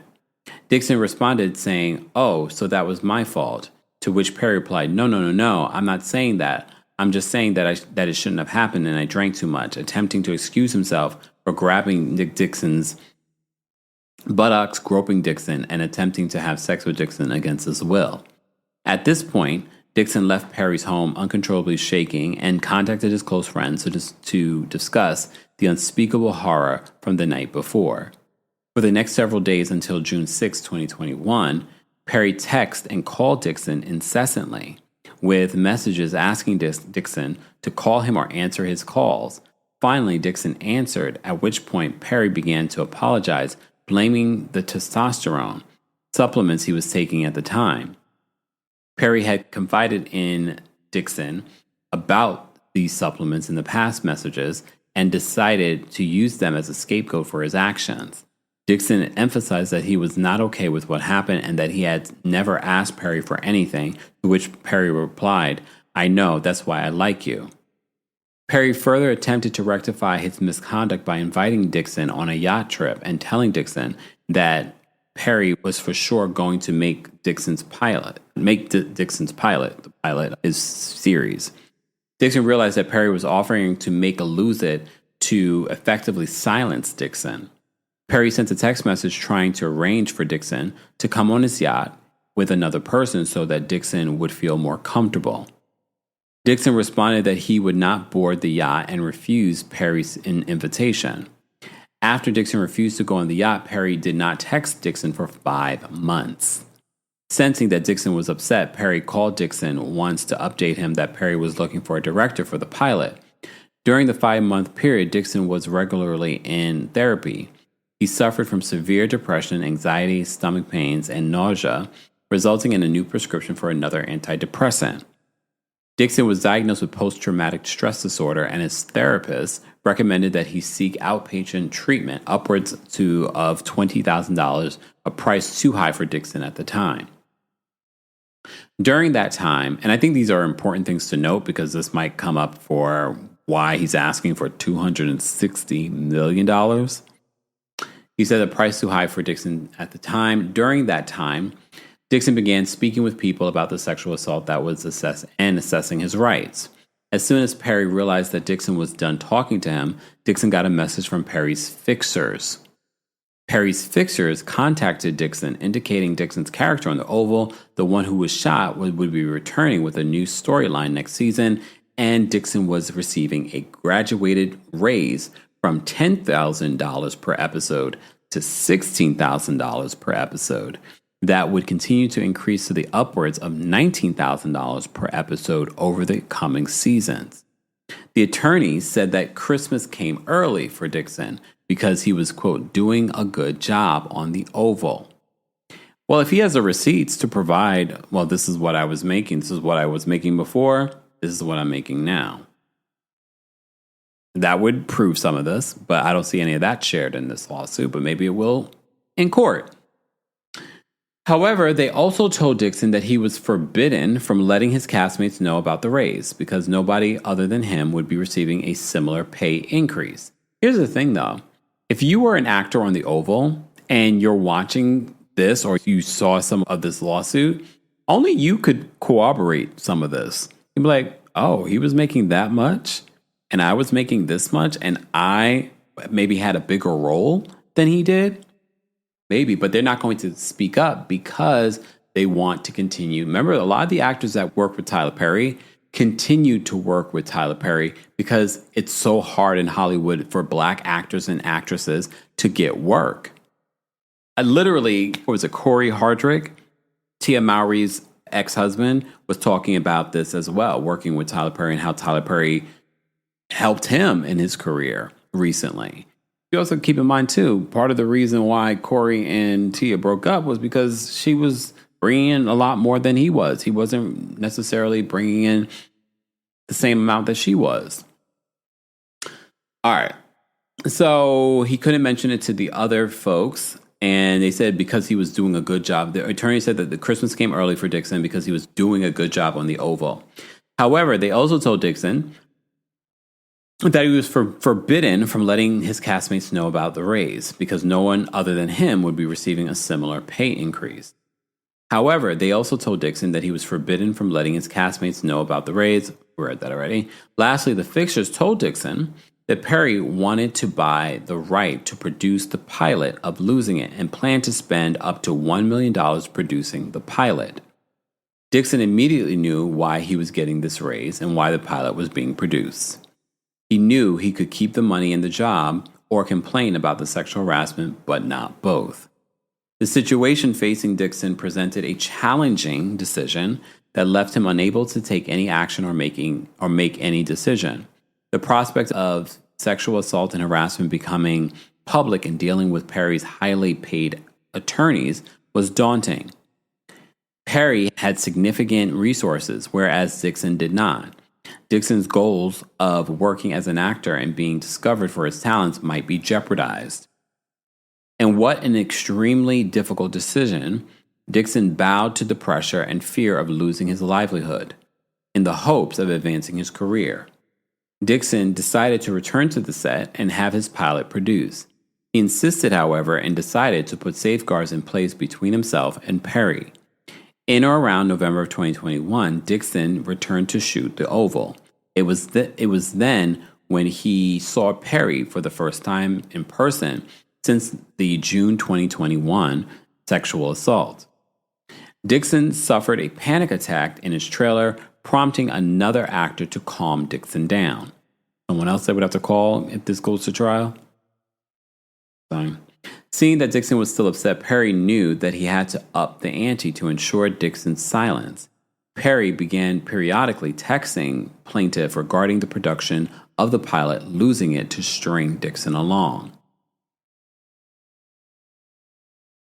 Soon after, Dixon received a call from a member of Perry's production team telling him that they were considering shooting Dixon's pilot in the coming fall of 2021.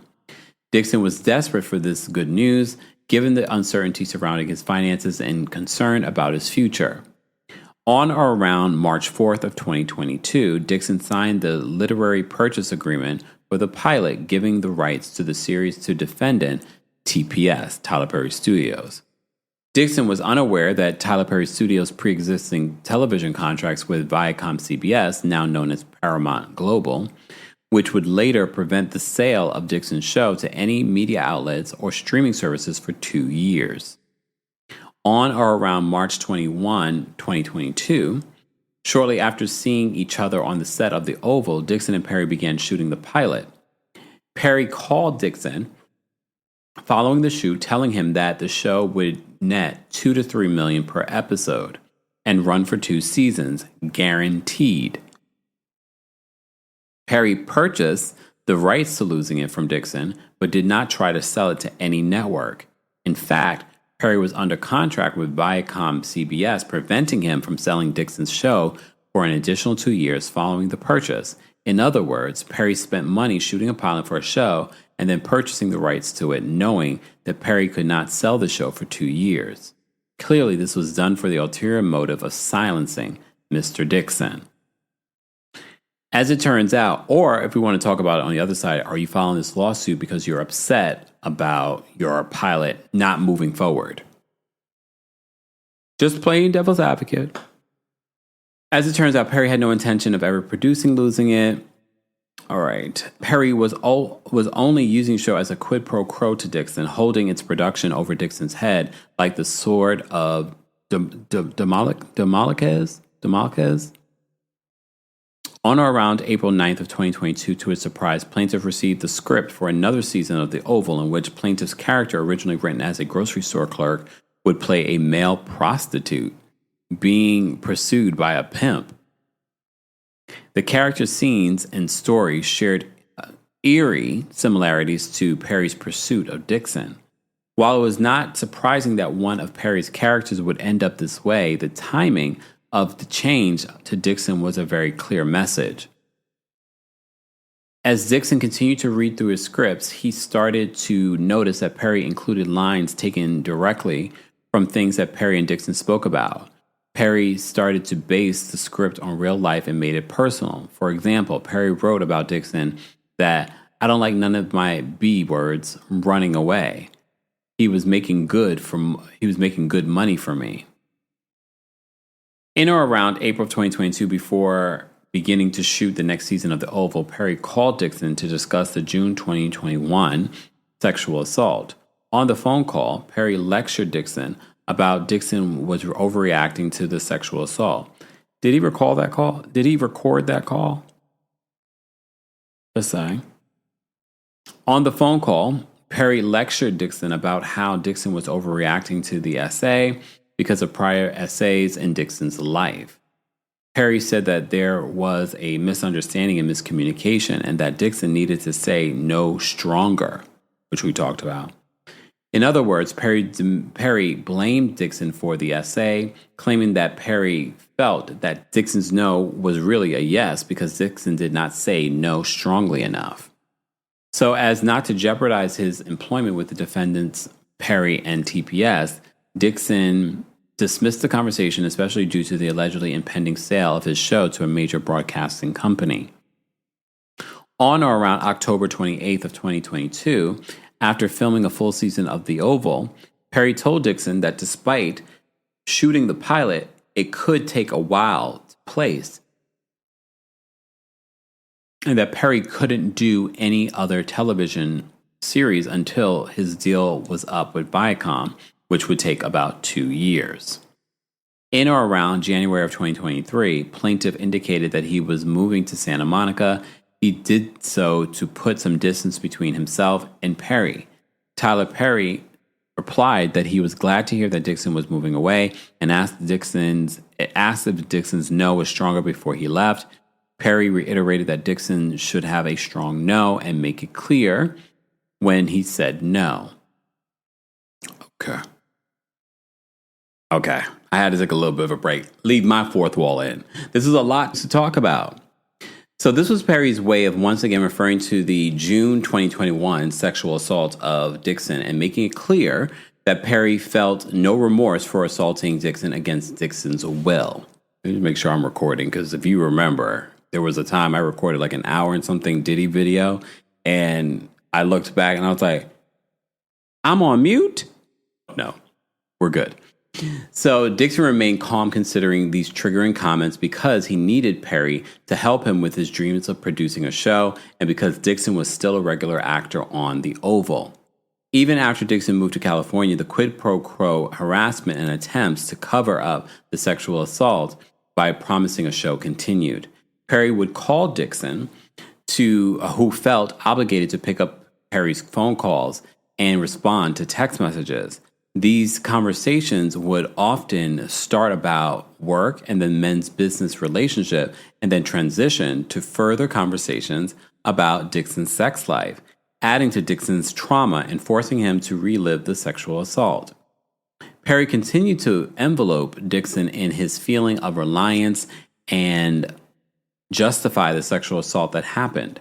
Perry would call Dixon and say, "You'll understand when you have a hit show," and in the same breath refer to the sexual assault by saying, "I'm so glad we're past that." Dixon knew that he had to just hold his tongue because Perry was still employing Dixon. Did you record any of these phone calls or conversations? Just asking.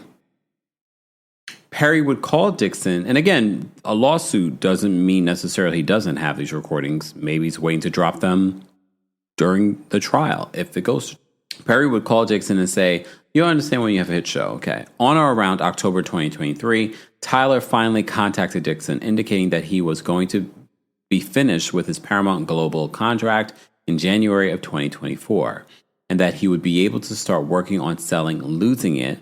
Perry was just hoping that the statute of limitations would run on Dixon's sexual assault claims before closing the door on Dixon's hope and on the quid pro quo that Perry offered for Dixon's silence. In the same conversation where they are talking about Perry starting to do things with Losing It, Tyler Perry also asked Dixon who he was having sex with.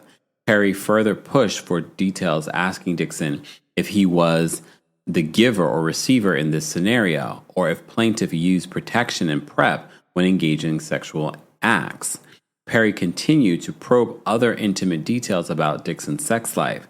Perry again told Dixon that Perry wants a partner with whom he could have an emotional and sexual relationship, but goes back to their partner at the end of the day. So he's brought that up multiple times, but I don't see any necessarily proof that this was said in the text messages, because he provides all these different text messages, but based off the text messages, yes, although inappropriate for an employer to be talking in that way, but some of these other instances where I'm like, oh no, that's pretty damning. He doesn't provide those receipts here. And again, this is not to say that it's not true, but again, anyone can file a lawsuit and make claims against someone. It doesn't mean necessarily that those things are true. As I've said before, Tyler Perry, through his attorney, has said that this person basically decided to try to get close to Tyler Perry and come up with this scam. Perry again told Dixon that Perry was a partner with whom he could have an emotional and sexual relationship, but who goes back to their partner at the end of the day. In December of 2023, Christian Keys. So this is where Christian Keys is mentioned. So I thought this was interesting because, again, Christian Keys never came out and said that this was Tyler Perry. He says in December of 2023, Christian Keys, another actor who worked for Perry prior to Dixon's employment, posted a video on social media platforms detailing his abusive experience with an anonymous Black Hollywood billionaire, which Dixon pieced together and believes to be Tyler Perry. I did also do a short form video, which I mentioned before, and one of the comments in regards to Christian Keys responding, he says it would break our community's heart. I'm paraphrasing. He said it would break our hearts if we knew who it was. And there were a lot of Black billionaires that people were mentioning, but Tyler Perry's name kept on coming up. So they attached the actual a link to the story about Christian Keys. Again, they did their research on putting this lawsuit together. So there is that element. Doesn't mean that there's any truth to it. Unless Christian confided in you, again, anyone can put this together. Dixon heard Mr. Keys' account and saw that Perry had been engaging in the same sexual conduct as other actors. Just like the interactions described by Keys, Perry would get drunk, climb into Dixon's bed, and start fondling Dixon's buttocks. Dixon wanted to share his experiences with the media to prevent other actors from being abused at the hands of Perry. Around this time, Perry called Dixon, indicating that he really wanted to find a home for Dixon's television series, again perpetuating the quid pro quo after the sexual assault to keep Dixon and his claims at bay. Then, in January of 2024, Perry told Dixon to begin working on a pitch deck for investors for the pilot. Despite having 8 episodes written, Perry only produced 1, claiming that the president of his company, Michelle Sneed, conveniently misplaced the $1 million that they were going to use for the show. During this time, Perry further solicited Dixon's assistance with other films and projects that Tyler Perry was working on. Once again, Dixon was in a position where he could not say no. In or around March of 2024, Tyler Perry indicated to Derek Dixon that the individual who was meant to pitch the pilot became depressed and could no longer pitch the show. This was another excuse for the fact that Perry never liked the show and never intended to sell it. So in a text message exchange that they share on this page of Derek Dixon's lawsuit, Derek says to Tyler Perry, "I can call you later or tomorrow sometime." Tyler responds with a long message and says, "You have a really fresh voice and take on things. I don't know where this is going, but I laughed the entire time. I could see the world in the characters. My exclusivity ends in 30 days. I want to take a losing it. He spells it losing it. Out to Amazon or Netflix after that engage their interests. But I also want to try and get you with the right people to help you make these shows work. They are not for my audience, but we need to find a home for this stuff. I don't want to miss another Schitt's Creek." Oh, I wondered, did he have access to Schitt's Creek before it went to Netflix? Is that T? You know that Eugene bought, he says it here. You know that Eugene bought that to me first, but I didn't get it. You, sir, come on. So Amon gets here tomorrow, so he's got my full attention. I'll be trapped until the day after Christmas, so let's talk then. Then Derek responds, wow, I was worried you even like it because it's a weird concept, so thank you. Again, these text messages aren't necessarily the big, you know what I mean? Then in January of 2024, Perry told Dixon to begin working on pitch deck. Okay, we read that. Okay, let's move down. We're almost done, guys. We're almost done. But you all asked for me to do this. So this was a long one. Okay, so Dixon did not get angry and allowed Perry more time to figure things out for the show. Mistakenly sensing that Dixon had forgiven him, Perry started back up with the harassment. Perry continued to harass Dixon, who was still working on the Oval and who was still waiting eagerly for Perry to sell Losing It. Perry would tell Dixon that he loved Dixon and that Dixon should be living his life and that Dixon should be having sex more. Perry even indicated that he would send Dixon's show to Peter Freilander at Netflix, but all this was just an attempt to remind Dixon of the sword, blah, blah, blah, hanging over his neck. Later, Perry told Dixon that Netflix turned the show down. Dixon was never contacted by any individuals from Netflix regarding the show, and no sale ever materialized. In or around June of 2024, Perry, sensing that Dixon was getting frustrated about his show not getting off the ground and still concerned about the sexual assault being made public, offered Dixon a position as a writer on Perry's shows, indicating that he needed a replacement to continue writing. It was only then that Dixon woke up and realized that Perry was never going to be serious about helping Dixon. Perry was only going to do things for Dixon if Dixon played along with the sexual harassment and assault. Perry was only interested in preventing Dixon from exposing the dark side of Tyler Perry. Perry only cared that people still view him as the victim he once was, even now as he took shape as the victimizer. Dixon became sick to his stomach. Rather than continue down this path, Dixon took the heroic step of reporting the sexual harassment to the EEOC. After reporting the sexual harassment, defendants did not make any investigation into the complaint and did not take any steps to prevent further harassment from occurring. So when he made this complaint, Tyler Perry was informed. This was a year ago. Because defendants took no action to prevent further assault or harassment, Dixon had to quit his job working on the last season of The Oval. Dixon did so even though he was under contract to finish filming and stood to make close to $400,000. Dixon did not want to be sexually harassed or be placed in a danger of sexual assault again. Defendant then retaliated against Dixon. Defendant told Dixon that if he quit and told the actors why he quit, he would be in breach of his contract. Defendant told Dixon that the only way out was to portray his departure from the show as a medical leave due to the emotional distress caused by the sexual harassment.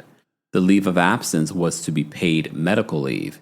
Instead, defendant made the leave of absence unpaid and therefore terminated plaintiff's employment, causing Dixon additional loss of income and insult. So now they're listing the first cause of action in the lawsuit: quid pro quo sexual harassment. Do we want to go through all of these, or I just want to list them? I guess we can go through them because I don't think there's that many. We're almost done. Plaintiff incorporates but reference and realleges herein each and every one of the allegations contained in the preceding and foregoing paragraphs. At relevant times, Mr. Dixon was an employee of TPS, and Mr. Perry was responsible for hiring and firing of Mr. Dixon as defined in California. Alternatively, Mr. Dixon was an actor on the set of a show that Mr. Perry was producing for TPS and was therefore providing services to TPS and Mr. Perry, and they were involved in a business relationship which is subject to this particular statute. Tyler Perry made unwanted and sexual advances to Mr. Dixon. Tyler Perry also made unwanted verbal and physical conduct of a sexual nature. The terms of employment, job benefits, opportunities for continued work, additional pay, and other favorable working conditions were made contingent by words and or conduct on Mr. Dixon's acceptance of Tyler Perry's sexual advances.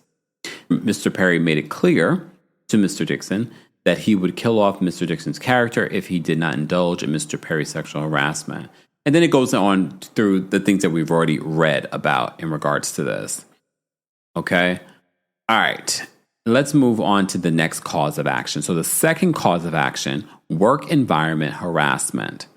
So they list some of the reasons here. All relevant times that Mr. Dixon was an employee of TPS and Mr. Perry was responsible for hiring and firing. Mr. Dixon was, as defined by California. Alternatively, Mr. Dixon was an actor on the set of a show that Mr. Perry was producing in TPS and therefore provides services, blah, blah, blah. Tyler Perry made severe unwanted sexual advances and made unwanted verbal and physical contact of a sexual nature. So it's just reiterating what we've already talked about. I just want to see if there's anything new that was added here. They've listed multiple things under this cause of action. A reasonable person in Mr. Dixon's circumstances would have considered the work environment to be hostile, intimidating, offensive, oppressive, or abusive. Mr. Dixon's circumstances considered the work environment to hostile, intimidating. Again, it reiterates that. I just want to see if there's anything here other than, okay, we'll just go to the next cause of action. I just don't want to regurgitate the same thing again. The third cause of action, California Civil Code, Sexual Harassment in Defined Relationship, Ralph Act. Okay? So they said Mr. Dixon had a business or professional relationship with Mr. Perry and TPS. Mr. Dixon was an actor on shows for Mr. Perry, etc. Then they can go through. Additionally, TPS and Perry held themselves out as being able to help Mr. Dixon establish a business relationship with movie studios and other film production companies. Tyler Perry, the owner of TPS, made sexual advances, solicitations, sexual requests. Okay, defendants Tyler Perry and TPS through Perry also engaged in other verbal, visual, and physical conduct of a sexual nature. So it's just reiterating some of the same things under each cause of action, but they're saying that these are the causes for action. So, fourth cause of action, workplace gender violence in violation of California Civic Code, et cetera, et cetera. They reiterate the California Civil Code section. They said any person who has been subjected to gender violence may bring a civil action for damages against any responsible party. The plaintiff may seek actual damages, compensatory damages, punitive damages, injunctive relief, any combination of those, or any other appropriate relief. A prevailing plaintiff may also be awarded attorney's fees and costs. For purposes of this section, gender violence is a form of sex discrimination and means any of the following: one or more acts that could constitute a criminal offense under the state law that has an element that the use, attempted use, or threatened use of physical force against the person or property of another, committed at least in part based on the gender of the victim, whether or not those acts have resulted in criminal complaints, charges, prosecution, or conviction. Then it says physical intrusion or physical invasion of a sexual nature under coercion conditions. All right, I just want to see if there is, and then it goes on to explain a little bit more. There's a fifth cause of action, violation of the Bain Act in violation of California Civil Code. So we've heard, I think this was brought up with the Diddy trial too. I can't remember. We talked about the Mann Act in the Diddy trial, but I don't know if, or maybe it's just I'm covering so many cases that it's all coming together. So the fifth cause of action, violation of the Bain Act. All right, let's see. They said the Bain Act provides that it's unlawful to interfere with the exercise or enjoyment of any rights under the Constitution and laws of this state and the United States by use or attempted use of threats, intimidation, or coercion. At times herein mentioned, there was a professional relationship between plaintiff and defendants as set forth. All right, plaintiff's sex was the substantial motivating reason for defendants' unwanted physical contact and ultimate sexual harassment and sexual assaults. All right, so a lot of it's just reiterating some of the same stuff. And again, just to save on time, there's a sixth cause of action, sexual battery. They said defendant Tyler Perry intended to cause harmful or offensive contact with Mr. Dixon's buttocks and other sexual areas on multiple occasions, and sexually offensive contact with Mr. Dixon resulted. They said that Mr. Dixon did not consent to the offensive contact. Mr. Dixon was harmed and offended by Mr. Perry's conduct. As a result of Mr. Perry's conduct, Mr. Dixon was damaged in the amount set forth below. There's also a seventh cause of action, sexual assault. And then they list the different reasons. They said that Tyler Perry intended to cause harmful or offensive conduct, that Mr. Dixon reasonably believed that he was about to be touched in a harmful or offensive manner, that Mr. Dixon did not consent to Tyler Perry's conduct, Mr. Dixon was harmed by Mr. Perry's conduct, Tyler Perry's conduct was a substantial factor in causing Mr. Dixon's harm. Okay, there's an eighth cause of action, negligent hiring, supervision, or retention of an employee. So that is an interesting part. So I want to talk about this part. So just skipping down a little bit, defendants and each of them knew or should have known that their employees, including but not limited to Tyler Perry, had a history of engaging in unlawful or dangerous conduct that could cause injury to plaintiffs and others, yet failed to take any action to prevent such injury. In fact, it is alleged that Christian Keys and others may have been subjected to the same sexual harassment, and TPS knowingly covered up by the harassment to protect Mr. Perry. TPS allegedly took actions against Mr. Keys, including but not limited to paying Mr. Keys a certain sum of money and threatening him if he disclosed Perry's sexual harassment. I don't know where he's getting that from. I don't know if he's getting that from what the rumors have been, because people have said that. I don't know if there's any truth to that. But usually if there's any sort of settlement, there are NDAs. So Christian Keith is not going to be able to talk about it. And I haven't seen Christian Keith address this since.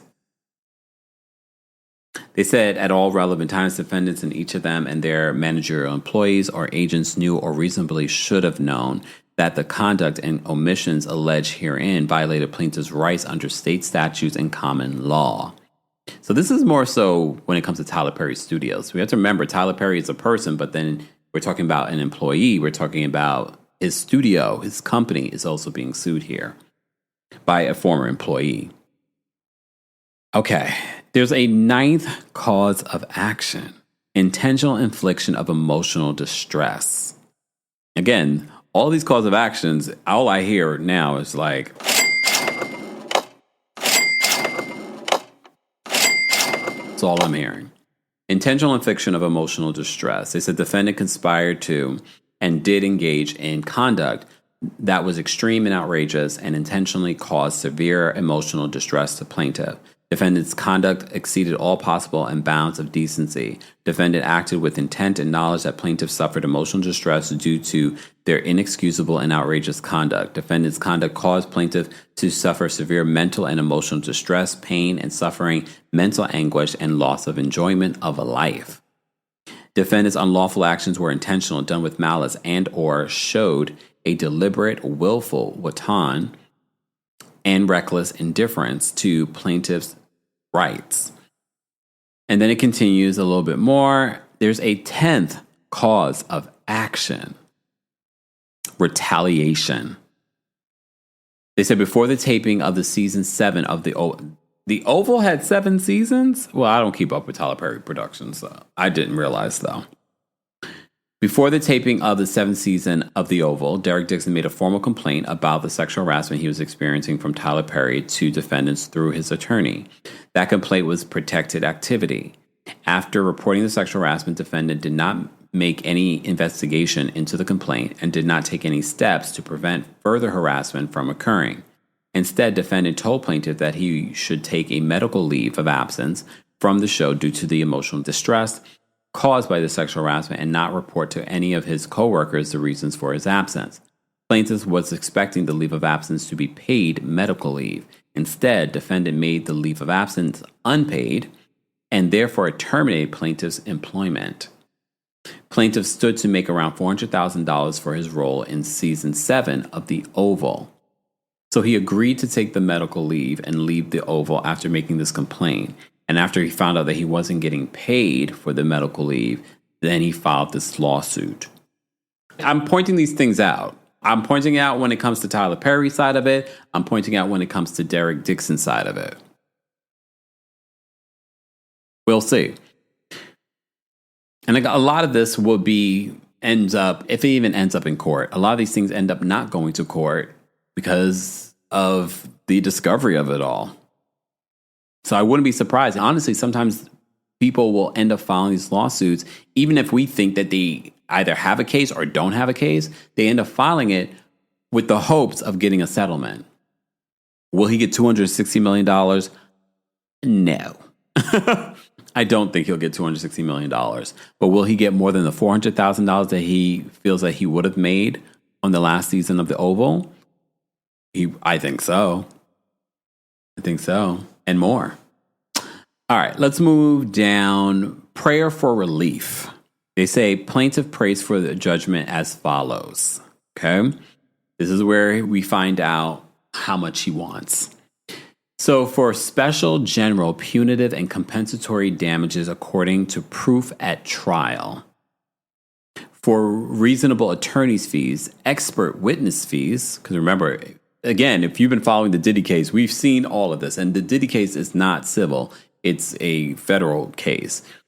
But we've seen this where the witnesses, and we've seen these aspects. Because you're also going to need a forensic analysis of the text messages. Are these text messages real or not? And when were they sent? And what are some of the deleted text messages? Are they damning? Are there audio? Are there recordings? Again, this is just the initial lawsuit. In trial, a lot more can happen. Again, hence why we see a lot of these celebrities and public figures settle because they don't want discovery to happen. For reasonable attorney's fees, expert witness fees, and other litigation expenses pursuant to law. For injunctive relief where the court deems appropriate. For all other relief that the court deems appropriate and just. For a total amount of damage, including punitive damages, of $260 million. I would like to understand how we came up with that number. How do we go from we're going to make $400,000 and now we're at $260 million for, and look, some might say you can't put a number on my mental health and what the anguish that I've gone through. But look, we saw what Cassie got in her lawsuit. She got $20 million. But again, he's probably shooting high so that he could end up maybe walking away with $20 million or maybe $10 million or a couple of million. For some people that are suing, they shoot high in order to see where they can go. But if this does go to trial, you just never know. You never know what's going to come out. You never know what a jury is going to agree upon when it comes to damages. I don't know if it's going to go to trial, but we shall see. As I said before, I'm going to reiterate to you what Tyler Perry's attorney, Matthew Boyd, told TMZ. They said this is an individual who got close to Tyler Perry for what now appears to be nothing more than setting up a scam. But Tyler Perry will not be shaken down, and we are confident these fabricated claims of harassment will fail. So this was a long one for us, guys, but you guys asked me, and maybe we'll do this again when it's interesting enough. And then, look, I'm obsessed with the legal analysis lately, but here's your weekend update. You won't be getting a weekend update because I am talked out. I'm talked out when it comes to this story in this case. I want to hear your thoughts and opinions, as always, in the comment section. Don't forget, you can hear an audio version of our video on the Kempire podcast. While you're there, do me a favor and give us a 5-star review on Apple Podcasts and on Spotify. And do me a favor, we're still trying to raise money for the center. When we talk about people abused, people that don't have resources, people, especially within the LGBT community, the center is providing those resources here in New York City for our community. Help us raise our $3,000. We are so close. If you haven't donated, or if you can't donate, share this video, share a video, and let people know to donate. 100% of your donation goes to the organization from YouTube Giving. As well, don't forget the Kempire After Dark, the villain era, is coming to a city near you. First up, we're coming to Philadelphia at the City Winery there on July 10th. Then we'll be in Atlanta City Winery on August 5th. And then we're back in DC at Union Stage on August 22nd. And then lastly, we'll be here in New York City on September 12th at the Green Room 42. All the shows have meet and greets, but the New York City show has a live stream option. So even if you're coming to the other cities, or if you don't live in New York, or you can't be at the show, you can get a live stream option. So people can watch this from around the world, and you get to keep that show for about a week. So it's worth it. It's a night of hot topics. We'll talk about Real Housewives of Atlanta, Real Housewives of Miami. We'll talk about what's happening in the news. We'll talk about the Diddy case. We'll talk about this Tyler Perry case. We'll talk about it all. Stay tuned. More information on that, my skincare routine, our Juneteenth and Pride merch. Everything will be available in the description. As always, thank you to our subscribers, thank you to our channel members, and thank you to our King's Guards holding us down in the live chats and in the comment section. We appreciate you guys, and if you haven't subscribed, get subscribed today. Turn on your notifications so you don't miss out when we go live, when we upload, or when anything is posted. Thank you all for being here, and of course, thank you so much for watching and for listening. Thanks for tuning in to Kempire here on the Kempire Radio Network. As always, you can hear Kempire on Apple Podcasts and on Spotify or wherever you get your podcasts. More information can be found on KempireRadio.com.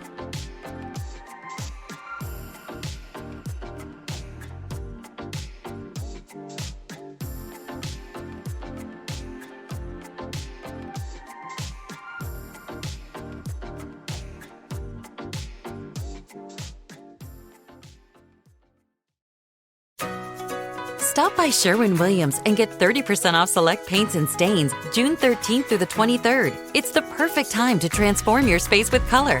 Refresh your home inside and out with colors that make every space feel brand new. From cozy interiors to stunning exteriors, we've got the perfect shade for your next project.